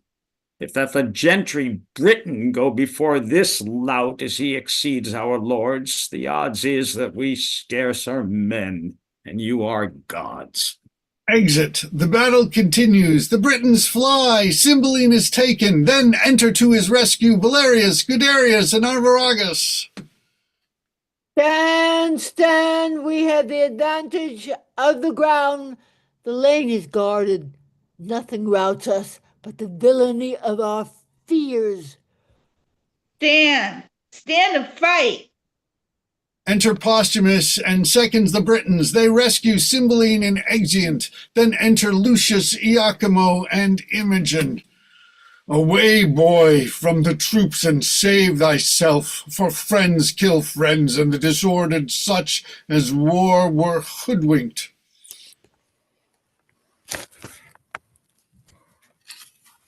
'Tis their fresh supplies. It is a day turned strangely, or betimes let's reinforce or fly. Exeunt. Scena Tertia, enter Posthumus and a Briton lord. Camest thou from where they made the stand? I did, though you, it seems, come from the flyers. I did. No blame to you, sir, for all was lost but that the heavens fought. The king himself of his wings destitute, the army broken, and but the backs of Britain seen, all flying through a straight lane, the enemy full-hearted, lulling the tongue with slaughtering, having work more plentiful than tools to do it, struck down some mortally, some slightly touched, some falling merely through fear, that the straight pass was damned with dead men, hurt behind, and cowards living to die with lengthened shame. Where was this lane? Close by the battle, ditched and walled with turf, which gave advantage to an ancient soldier, an honest one, I warrant, who deserved so long a breeding as his white beard came to in doing this for his country. Athwart the lane, he, with two striplings, lads more like to run the country base than to commit such slaughter, with faces fit for masks, or rather fairer than those for preservation cased or shame, made good the passage, cried to those that fled, our Britain's hearts die flying, not our men, to darkness fleet souls that fly backwards. Stand, or we are Romans, and will give you that like beasts, which you shun beastly, and may save but to look back and frown. Stand, stand! These 3,000 confident in act as many, for 3 performers are the file, when all the rest do nothing. With this word, stand, stand, accommodated by the place, more charming with their own nobleness, which could have turned a distaff to a lance, gilded pale looks, part shame, part spirit renewed, that some turned coward but by example, a sin in war, damned in the first beginners, gan to look the way that they did, and to grin like lions upon the pikes of the hunters. Then began a stop in the chaser, a retire, anon a rout, confusion thick. Forthwith they fly chickens, the way which they stopped eagles, slaves, the strides the victors made. And now our cowards, like fragments in hard voyages, became the life of the need, having found the back door open of the unguarded hearts. Heavens, how they wound! Some slain before, some dying. Some their friends o'erborne in the former wave. 10, chased by 1, are now each one the slaughter man of 20. Those that would die or e'er resist are grown the mortal bugs of the field. This was strange chance. A narrow lane, an old man and 2 boys. Nay, do not wonder at it. You are made rather to wonder at the things you hear than to work any. Will you rhyme upon it, and vent it for a mockery? Here is one. 2 boys, an old man twice a boy, a lane, preserved the Britons, was the Romans' bane. Nay, be not angry, sir. Mac, to what end? Who dares not stand his foe, I'll be his friend, for if he'll do as he is made to do, I know he'll quickly fly my friendship too. You have put me into rhyme. Farewell, you're angry. Still going. This is a lord. Oh, noble misery, to be in the field and ask what news of me. Today, how many would have given their honors to have saved their carcasses? Took heel to do it, and yet died too. I, and mine own woe charmed, could not find death, where I did hear him groan, nor feel him where he struck. Being an ugly monster, 'tis strange he hides him in fresh cups, soft beds, sweet words, or hath more ministers than we that draw his knives in the war. Well, I will find him. For being now a favourer to the Briton, no more a Briton, I have resumed again the part I came in. Fight I will no more, but yield me to the veriest hind that shall once touch my shoulder. Great the slaughter is here made by the Roman. Great the answer be Britons must take. For me, my ransom's death, on either side I come to spend my breath, which neither here I'll keep, nor bear again, but end it by some means for Imogen. Enter two captains and soldiers. Great Jupiter be praised, Lucius is taken. 'Tis thought the old man and his sons were angels. There was a fourth man in a silly habit that gave affront with them, so 'tis reported, but none can be found. Stand, who's there? A Roman, who had not now been drooping here if seconds had answered him. Lay hands on him, a dog! A leg of Rome shall not return to tell what crows have pecked there from there. He brags his service as if he were of note. Bring him to the king. Enter Cymbeline, Belarius, Guiderius, Avaragus, Pisanio, and Roman captains. The captains present Posthumus to Cymbeline, who delivers him over to a jailer. Scena quarta. Enter Posthumus and a jailer. You shall not now be stolen. You have locks upon you. So gaze as you find pasture. I are a stomach. Most welcome bondage. For thou art a way, I think, to liberty. Yet am I better than one that's sick of the gout, since he had rather groan so in perpetuity than be cured by the sure physician, death, who is the key to unbar these locks. My conscience, thou art fettered more than my shanks and wrists. You good gods, give me the penitent instrument to pick that bolt, then free forever. Is it not enough I am sorry? So children temporal fathers do appease. Gods are more full of mercy. Must I repent? I cannot do it better than in gyves, desired more than constrained to satisfy. If of my freedom 'tis the main part, take no stricter render of me than my all. I know you are more clement than vile men, who of their broken debtors take a third, a sixth, a tenth, letting them thrive again on their abatement. That's not my desire. For Imogen's dear life, take mine. And though 'tis not so dear, yet 'tis a life. You coined it. Tween man and man, they weigh not every stamp. Though light, take pieces for the figure's sake. You're rather mine, being yours. And so great powers, if you will take this audit, take this life, and cancel these cold bonds. O Imogen, I'll speak to thee in silence. Solemn music enter as an apparition Caecilius Leonatus, father to Posthumus, an old man attired like a warrior, leading his hand an ancient matron, his wife and mother to Posthumus, with music before them. Then, after other music, follows two young Leonati, brothers to Posthumus, with wounds as they died in the wars. They circle Posthumus around as he lies sleeping. Do we have a Caecilius? Nor more, thou thunder master, show thy spite on mortal flies. With Mars fall out with Juno's chide, that thy adulteries, rates, and revenges hath my poor boy aught but well, whose face I never saw. I died whilst in the womb he stayed, attending nature's law, whose father then, as men report, the orphan's father's art, thou shouldst have been and shedded him from this earth-vexing smart. Lucina lent me not me her aid, but took me in my throes. That for me was Posthumus ripped, came crying amongst his foes. Think of pity. Great nature, like his ancestry, molded the stuff so fair that he deserved the praise of the world as great as Sicilius' heir. When once he was mature for man in Britain, where was he that could stand up his parallel, or fruitful object be, in eyes of Imogen that best could deem his dignity?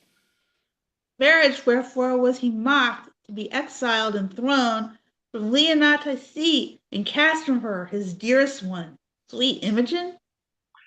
Why did you suffer Iachimo, slight thing of Italy, to taint his nobler heart and brain with needless jealousy, and become the geek and scorn of the other's villainy?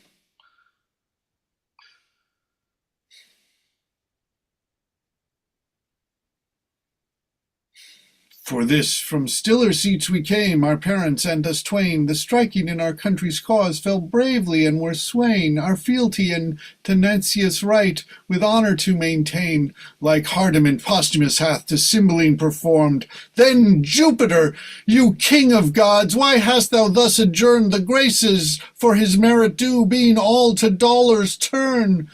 Thy crystal window open up, look out, no longer exercise upon a valiant race thy harsh and potent injuries. Since Jupiter our son is good, take off his miseries. Peep through thy marble mansion, help, or we poor ghosts will cry to shining synod of the rest against thy deity. Help, Jupiter, or we appeal and from thy justice fly. Jupiter descends in thunder and lightning, sitting upon an eagle. He throws a thunderbolt. The ghosts fall on their knees. No more, you petty spirits of region low, offend our hearing. Hush!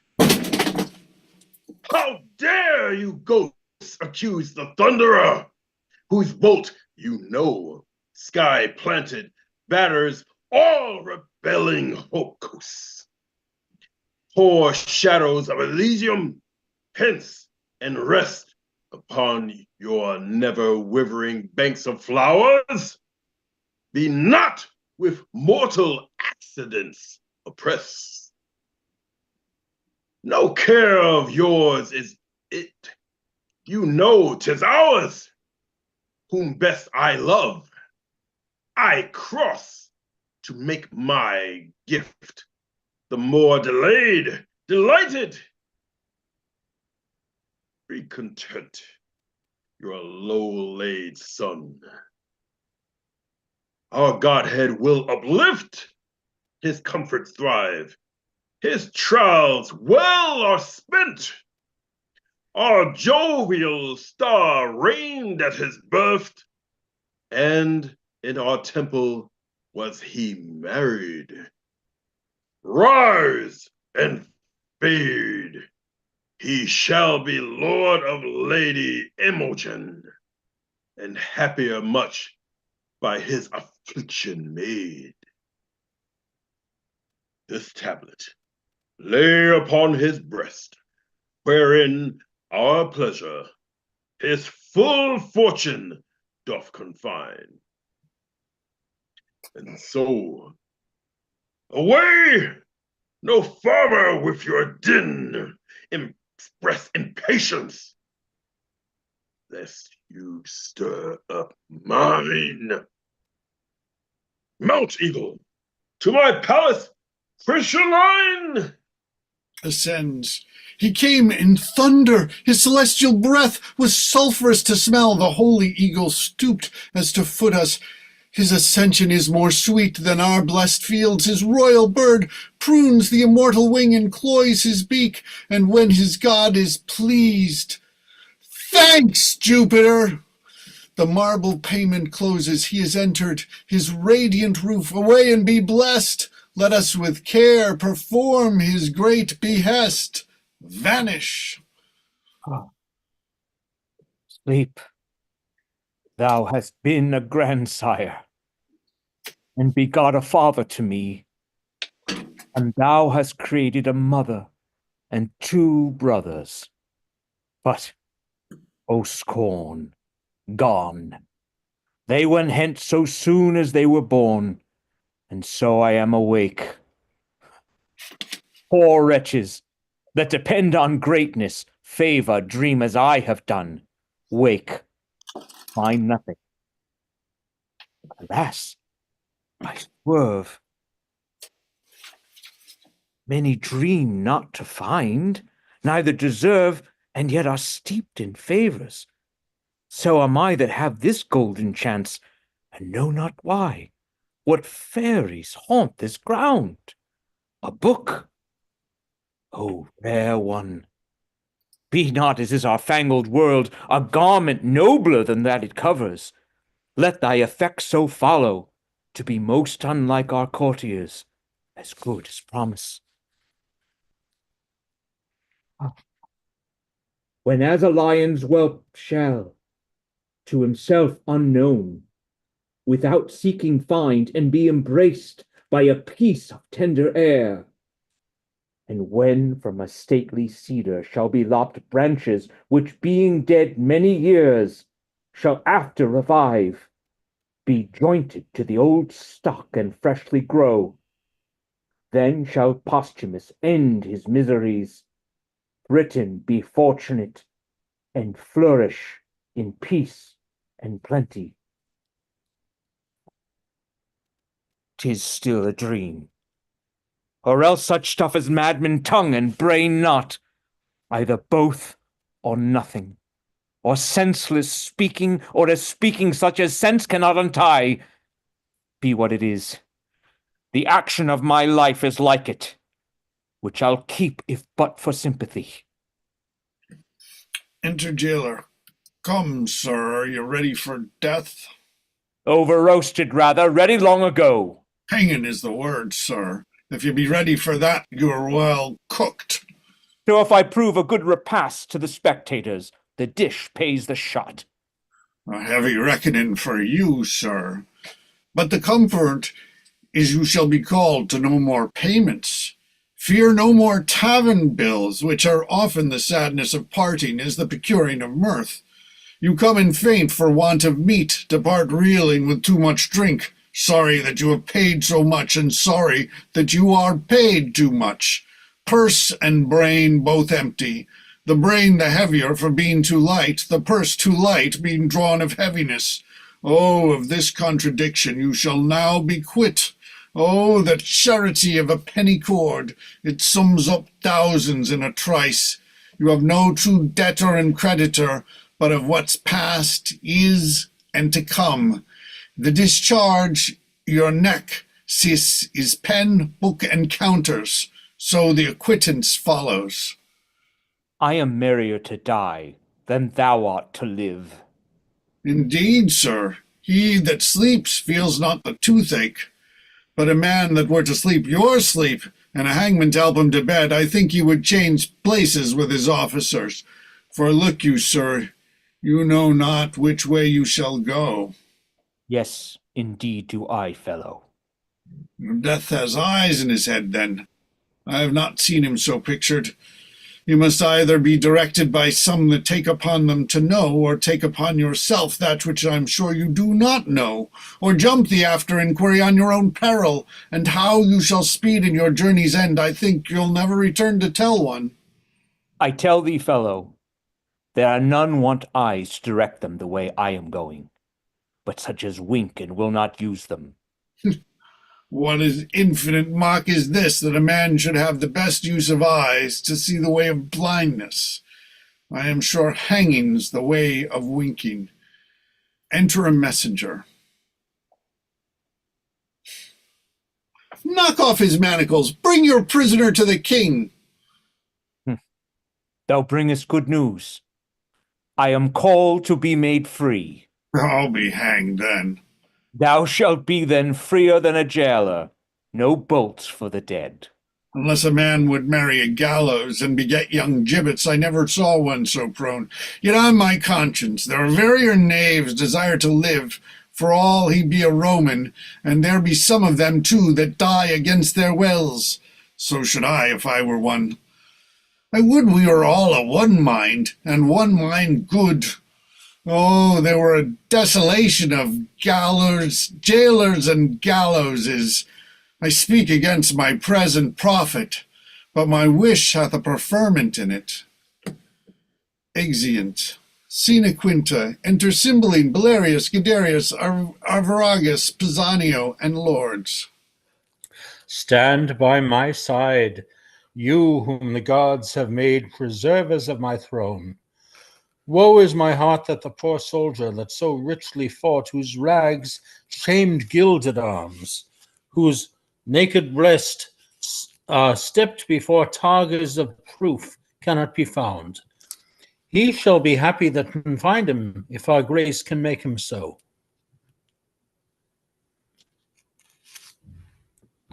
Valerius? Jackie. Oh, so that okay. Sorry, it just disappeared. It's coming. Here it is. No 149. more, thou thunder master. Show thy spite No, on no, Page 149. 149. what? 149? Yes. Oh, okay. 143, 147, 6, 7, 8, 9. Oh, Belarus. No. Oh, so somebody else took that part you gave me? I don't know what happened there. All right. I never saw such noble fury in so poor a thing, such precious deeds in one that promised naught but beggary and poor looks. No tidings of him? He hath been searched among the dead and living, but no trace of him. To my grief, I am the heir of his reward, which I will add to you, the liver, heart, and brain of Britain, by whom I grant she lives. 'Tis now the time to ask of whence you are, report it. Sir, in Cambria are we born, and gentlemen. Further to boast, we're neither true nor modest, unless I add we are honest. Bow your knees. Arise, my knights of the battle. I create you companions to our person, and will fit you with dignities becoming your estates. Enter Cornelius, ladies. There's business in these faces. Why so sadly greet you our victory? You look like Romans, and not the court of Britain. Hail, your great king. To sour your happiness, I must report. The queen is dead. Who worse than a physician would this report become? But I consider by medicine life may be prolonged, yet death will seize the doctor too. How ended she? With horror, madly dying, like her life, which, being cruel to the world, concluded most cruel to herself. What she confessed I will report, so please you, these her women can trip me if I err, with who wet cheeks were present when she finished. Prithee, say. First, she confessed she never loved you, only affected greatness got by you, not you. Married your royalty, was wife to your place, abhorred your person. She alone knew this, and but she spoke it dying, I would not believe her lips in opening it. Proceed. Your daughter, whom she bore in hand to love with such integrity, she did confess was as a scorpion to her sight, whose life, but that her flight prevented it, she had taken off by poison. Oh, most delicate fiend, who is it can read a woman? Is there more? More, sir, and worse. She did confess she had for you a mortal mineral, which being took should by the minute feed on your life, and lingering by inches waste you, in which time she proposed by watching weeping tendons, kissing to overcome you with her show, and in time when she had fitted you with her craft, to work her son into the adoption of the crown.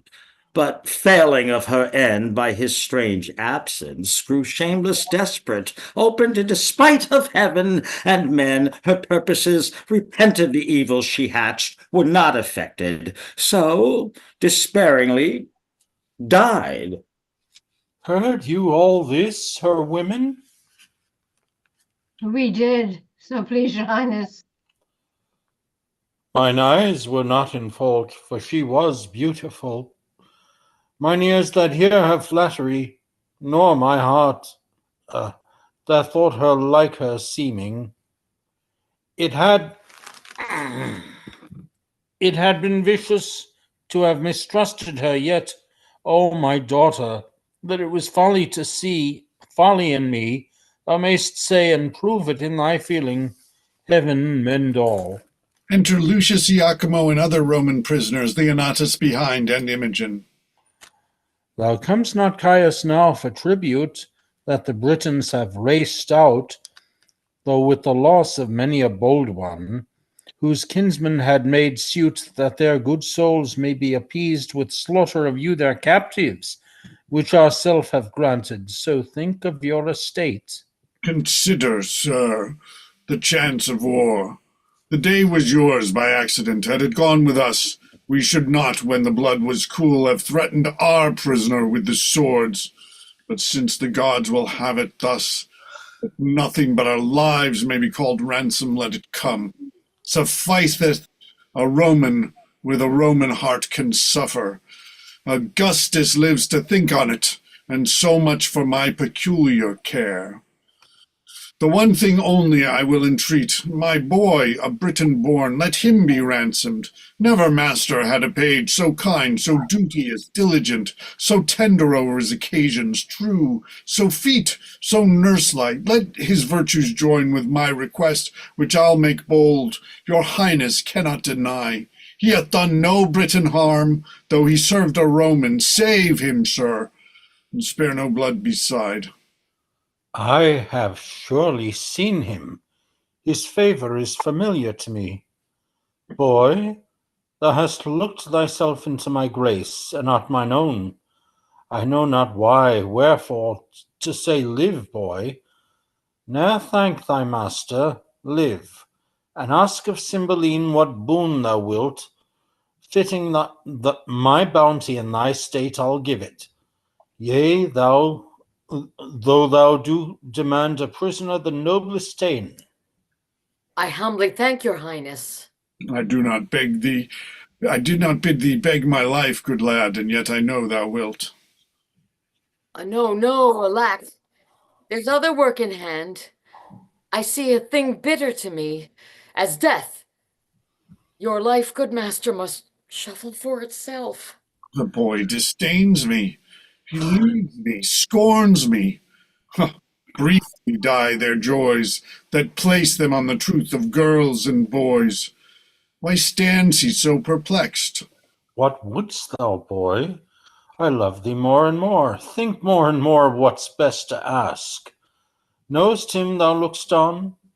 Speak, wilt have him live? Is he thy kin, thy friend?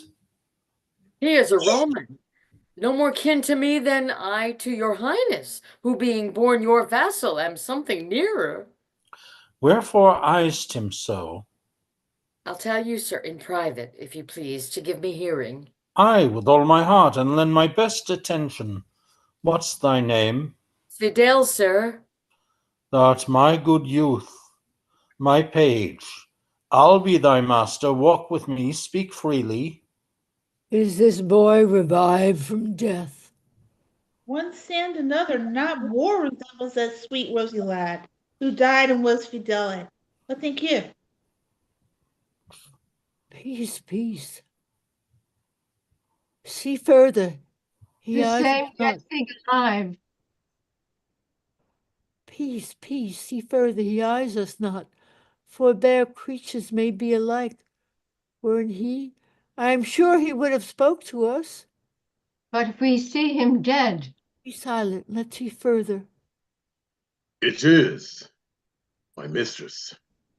Since she is living, let the time run on, to good or bad.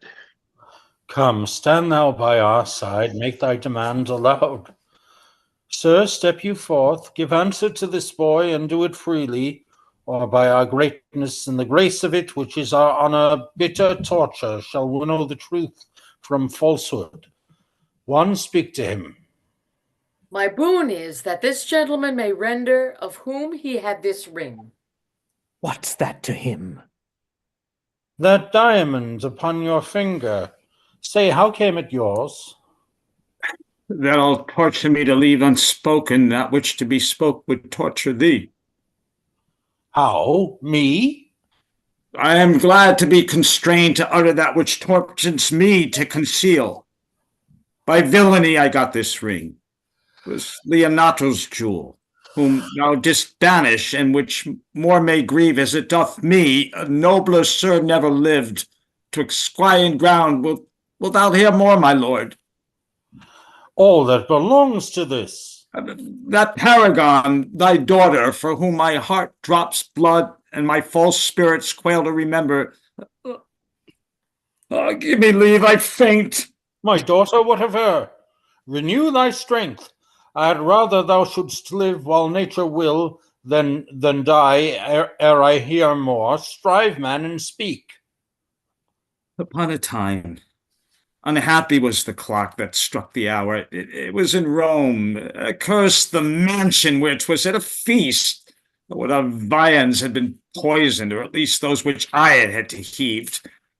The good Posthumus, what should I say? He was too good to be where ill men were, and was the best of all, amongst the rarest of good ones.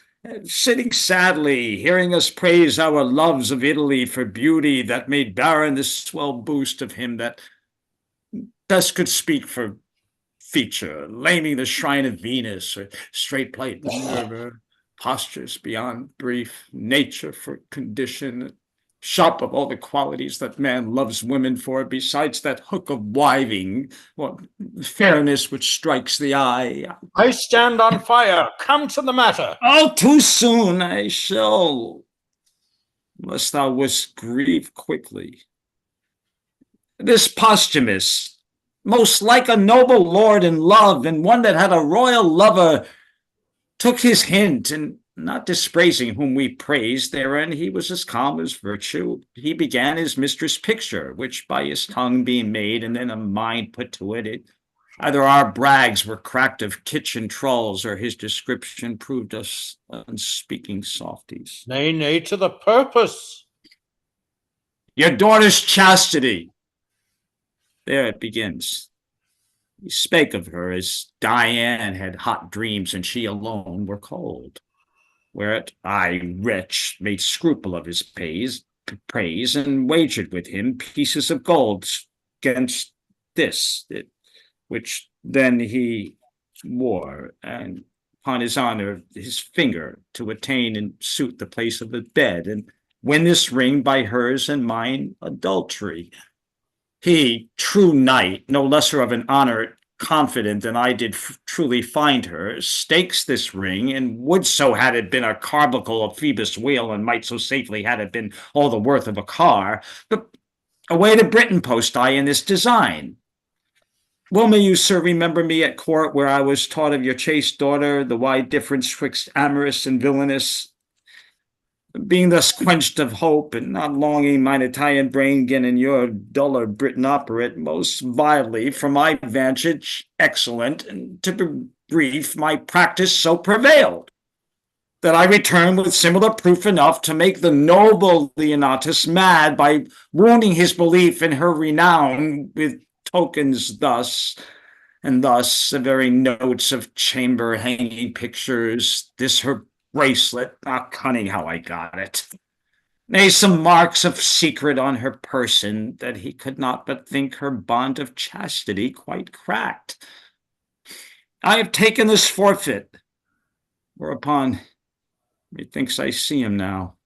Aye, so thou dost, Italian fiend. Ay, me, most credulous fool. Egregious murderer, thief, anything that's due to all the villains past and being to come.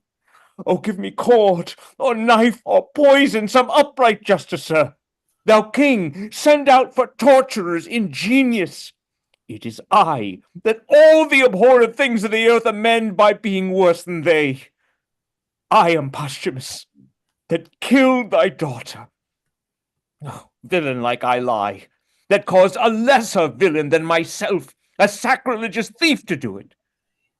temple of virtue is she.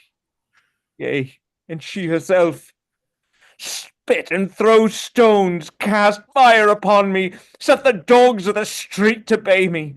Every villain be called posthumously and not as, and be villainy less than 'twas. Oh, Imogen, my queen, my wife, my life.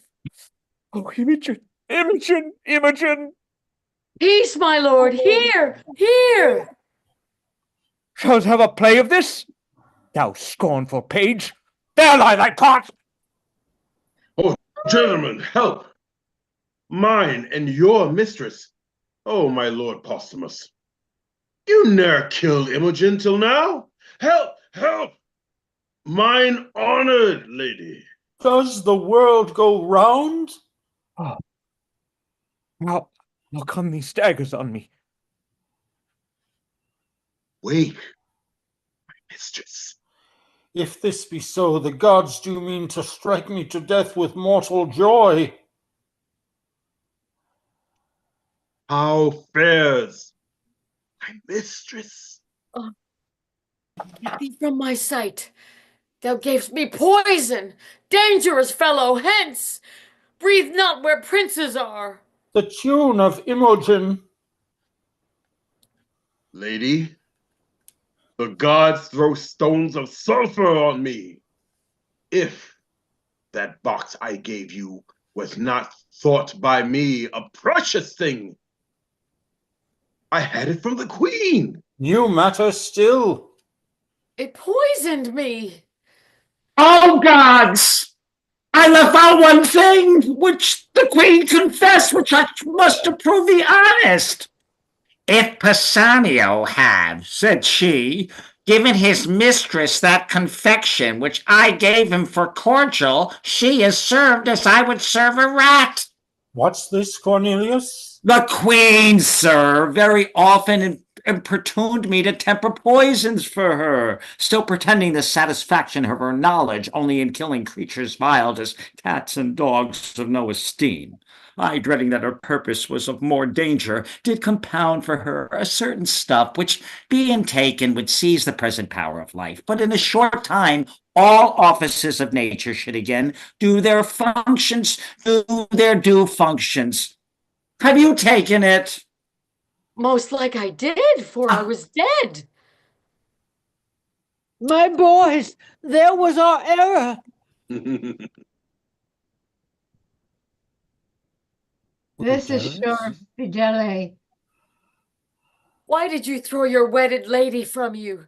Think that you are upon a rock, and now throw me again. Hang there like fruit, my soul, till the tree die. How now, my flesh, my child? What makest thou me a dullard in this act? Wilt thou not speak to me? Your blessing, sir. Though you did love this youth, I blame you not. You had a motive for it. My tears that fall prove holy water on thee. Imogen, thy mother's dead. I'm sorry for it, my lord. Oh, she was not. And long of her it was that we meet here so strangely. But her son is gone, we know not how nor where. My lord, now fear is from me. I'll speak troth. Lord Clausen, upon my lady's missing, came to me with his sword drawn, foaming at the mouth, and swore if I discovered not which way she was gone, it was my instant death. By accident, I had feigned letter of my master's, then in my pocket, which directed him to seek her on the mountains near to Milford, where, in a frenzy, in my master's garments, which he enforced from me, away he posts with unchaste purpose, and with oath to violate my lady's honor. What became of him, I further not.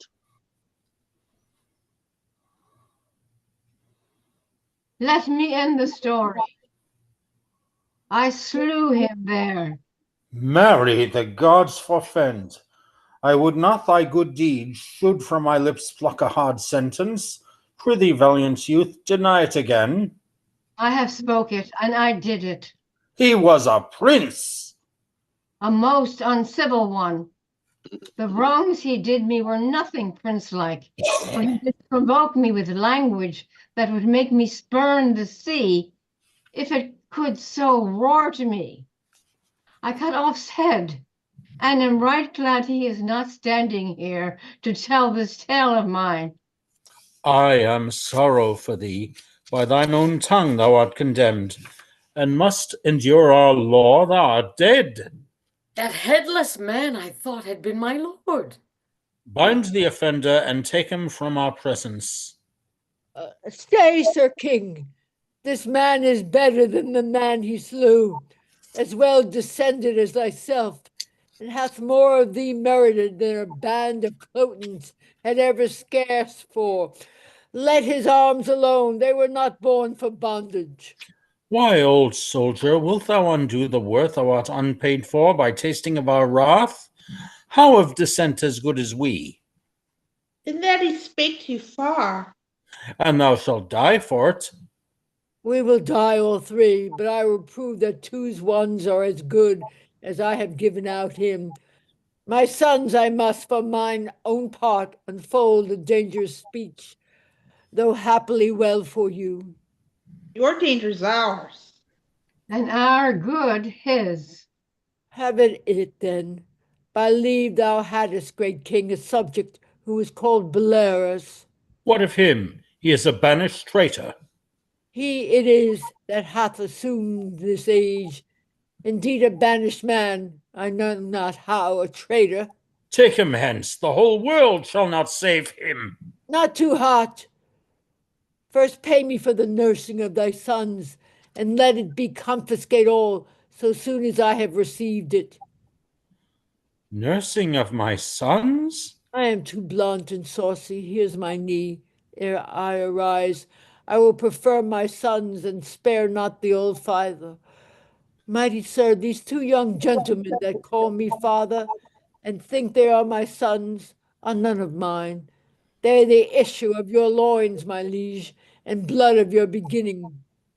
How, my issue?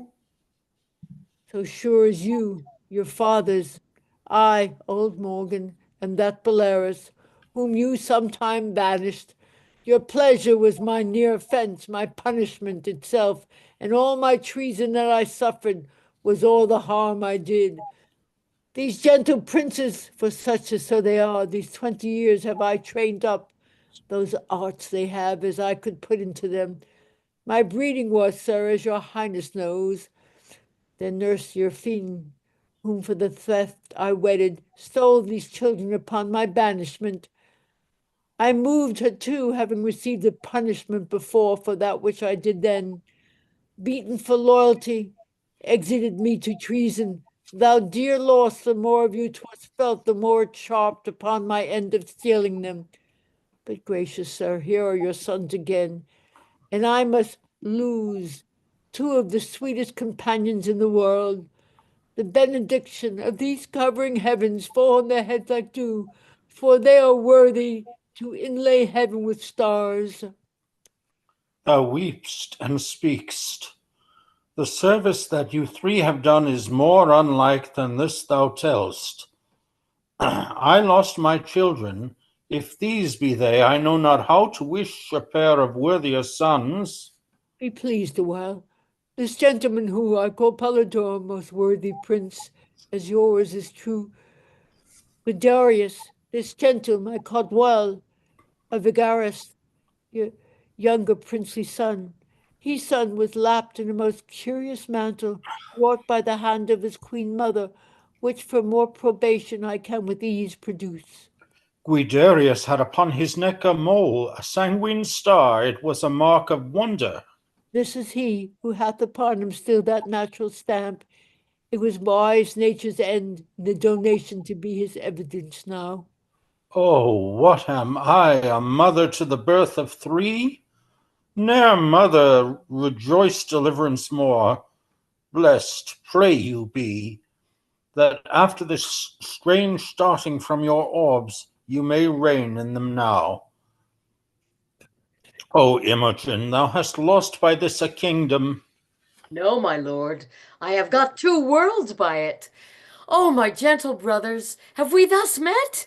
Oh, never say hereafter, but I am truest speaker. You called me brother when I was but your sister. You brothers when we were so indeed. Did you e'er meet? Ay, my good lord. And at first meeting loved, continued so until we thought he died. By the queen's dram she swallowed. O rare instinct! When shall I hear all through?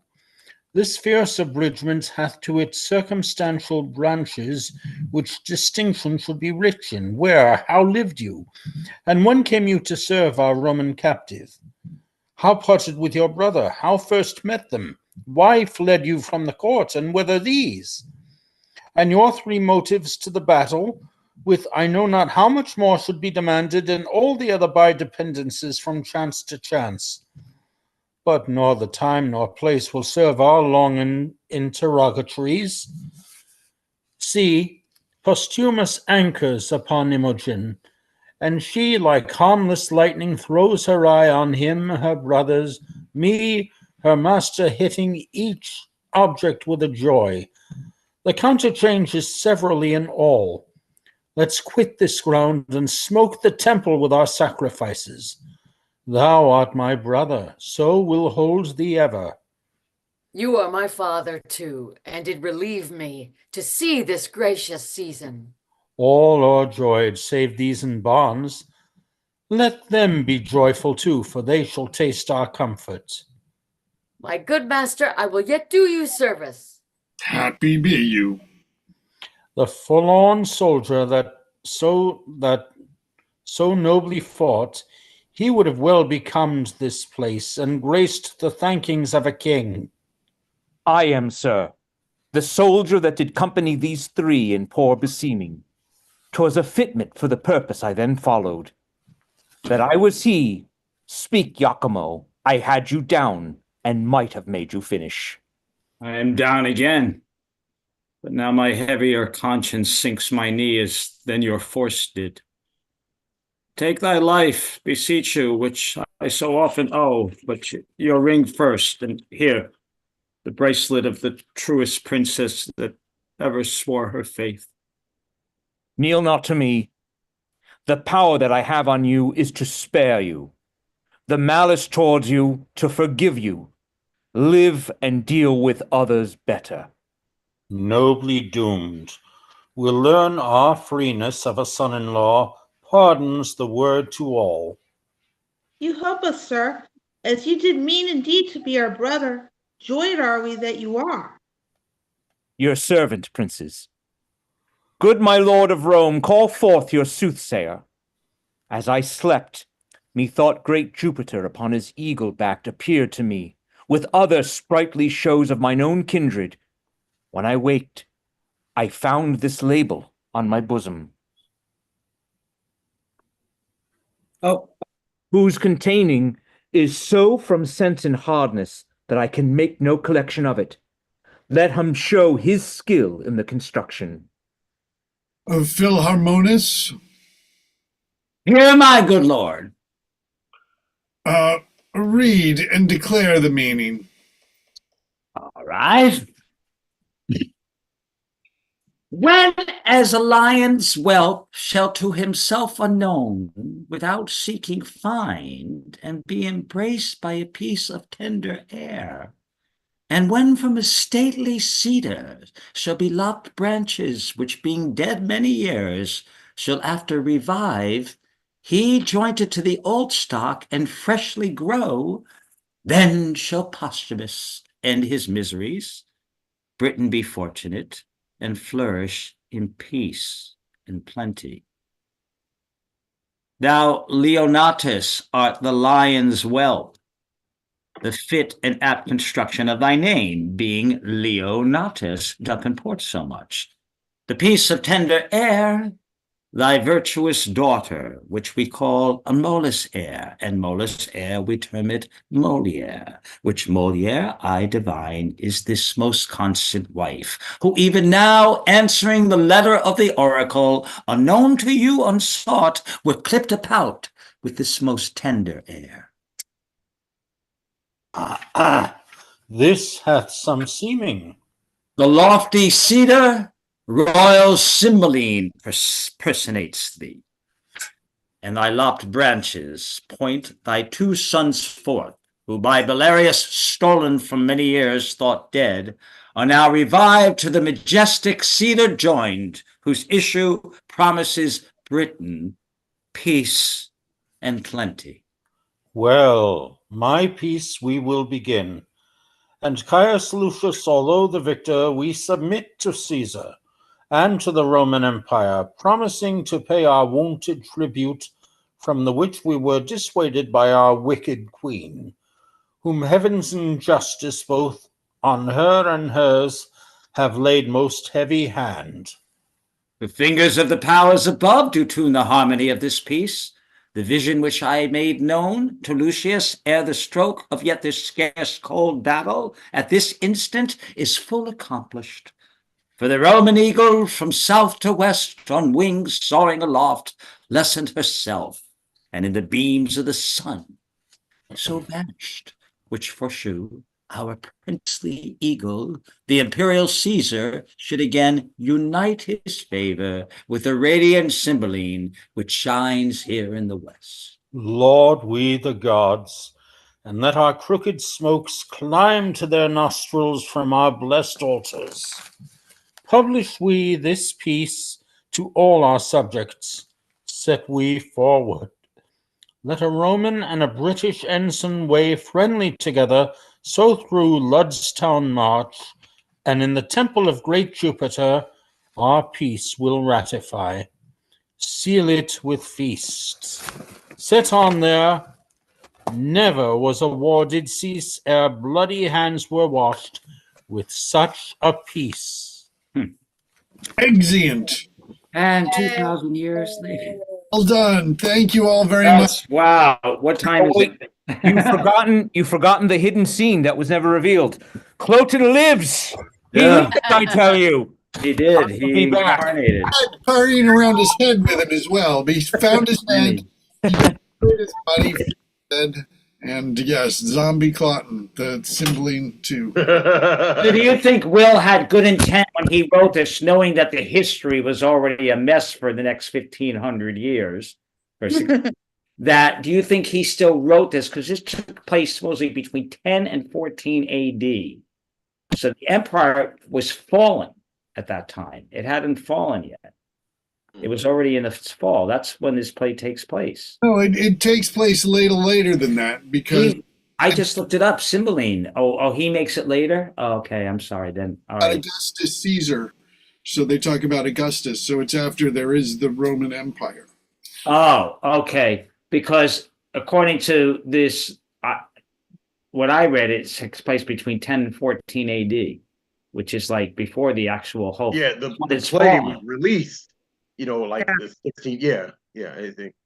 But it may not be exactly when it was conceived, maybe it was uncovered around that time. But what I'm saying is, so, all right. So this play takes place when? Like, I read something around early to mid 1600s. It was, they mentioned Shakespeare's last.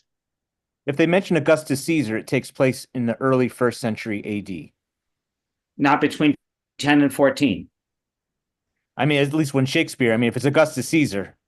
Because the empire really fell in 79 AD. That was when the whole thing sank. No, it was a lot later. No, it continued. And it continued for 400 years, for a few hundred years, but that was really the beginning of the sinking. Right? I guess. I don't know. I'm not much on the Roman history, and neither was Shakespeare. So he sort of made it. Right. So that's what I think his intention was that the soothsayer was, because he said that Rome had dissolved into the sun to be at peace with Cymbeline. Yeah. That may have been a cry for something. There's also like a lot of different dates that people call for the end of the Roman Empire. As you said, in the late first century, there was some really bad things, but then it continued for hundreds of years. Then there was Constantine and the split of the empire into two halves and all that stuff. So some were more on point than others. But the earth changes were making things very difficult because 79 AD was a huge disaster. That was cataclysm. Right, well, I think I should end the live stream, and so thank you all so much. This was a lot of fun, and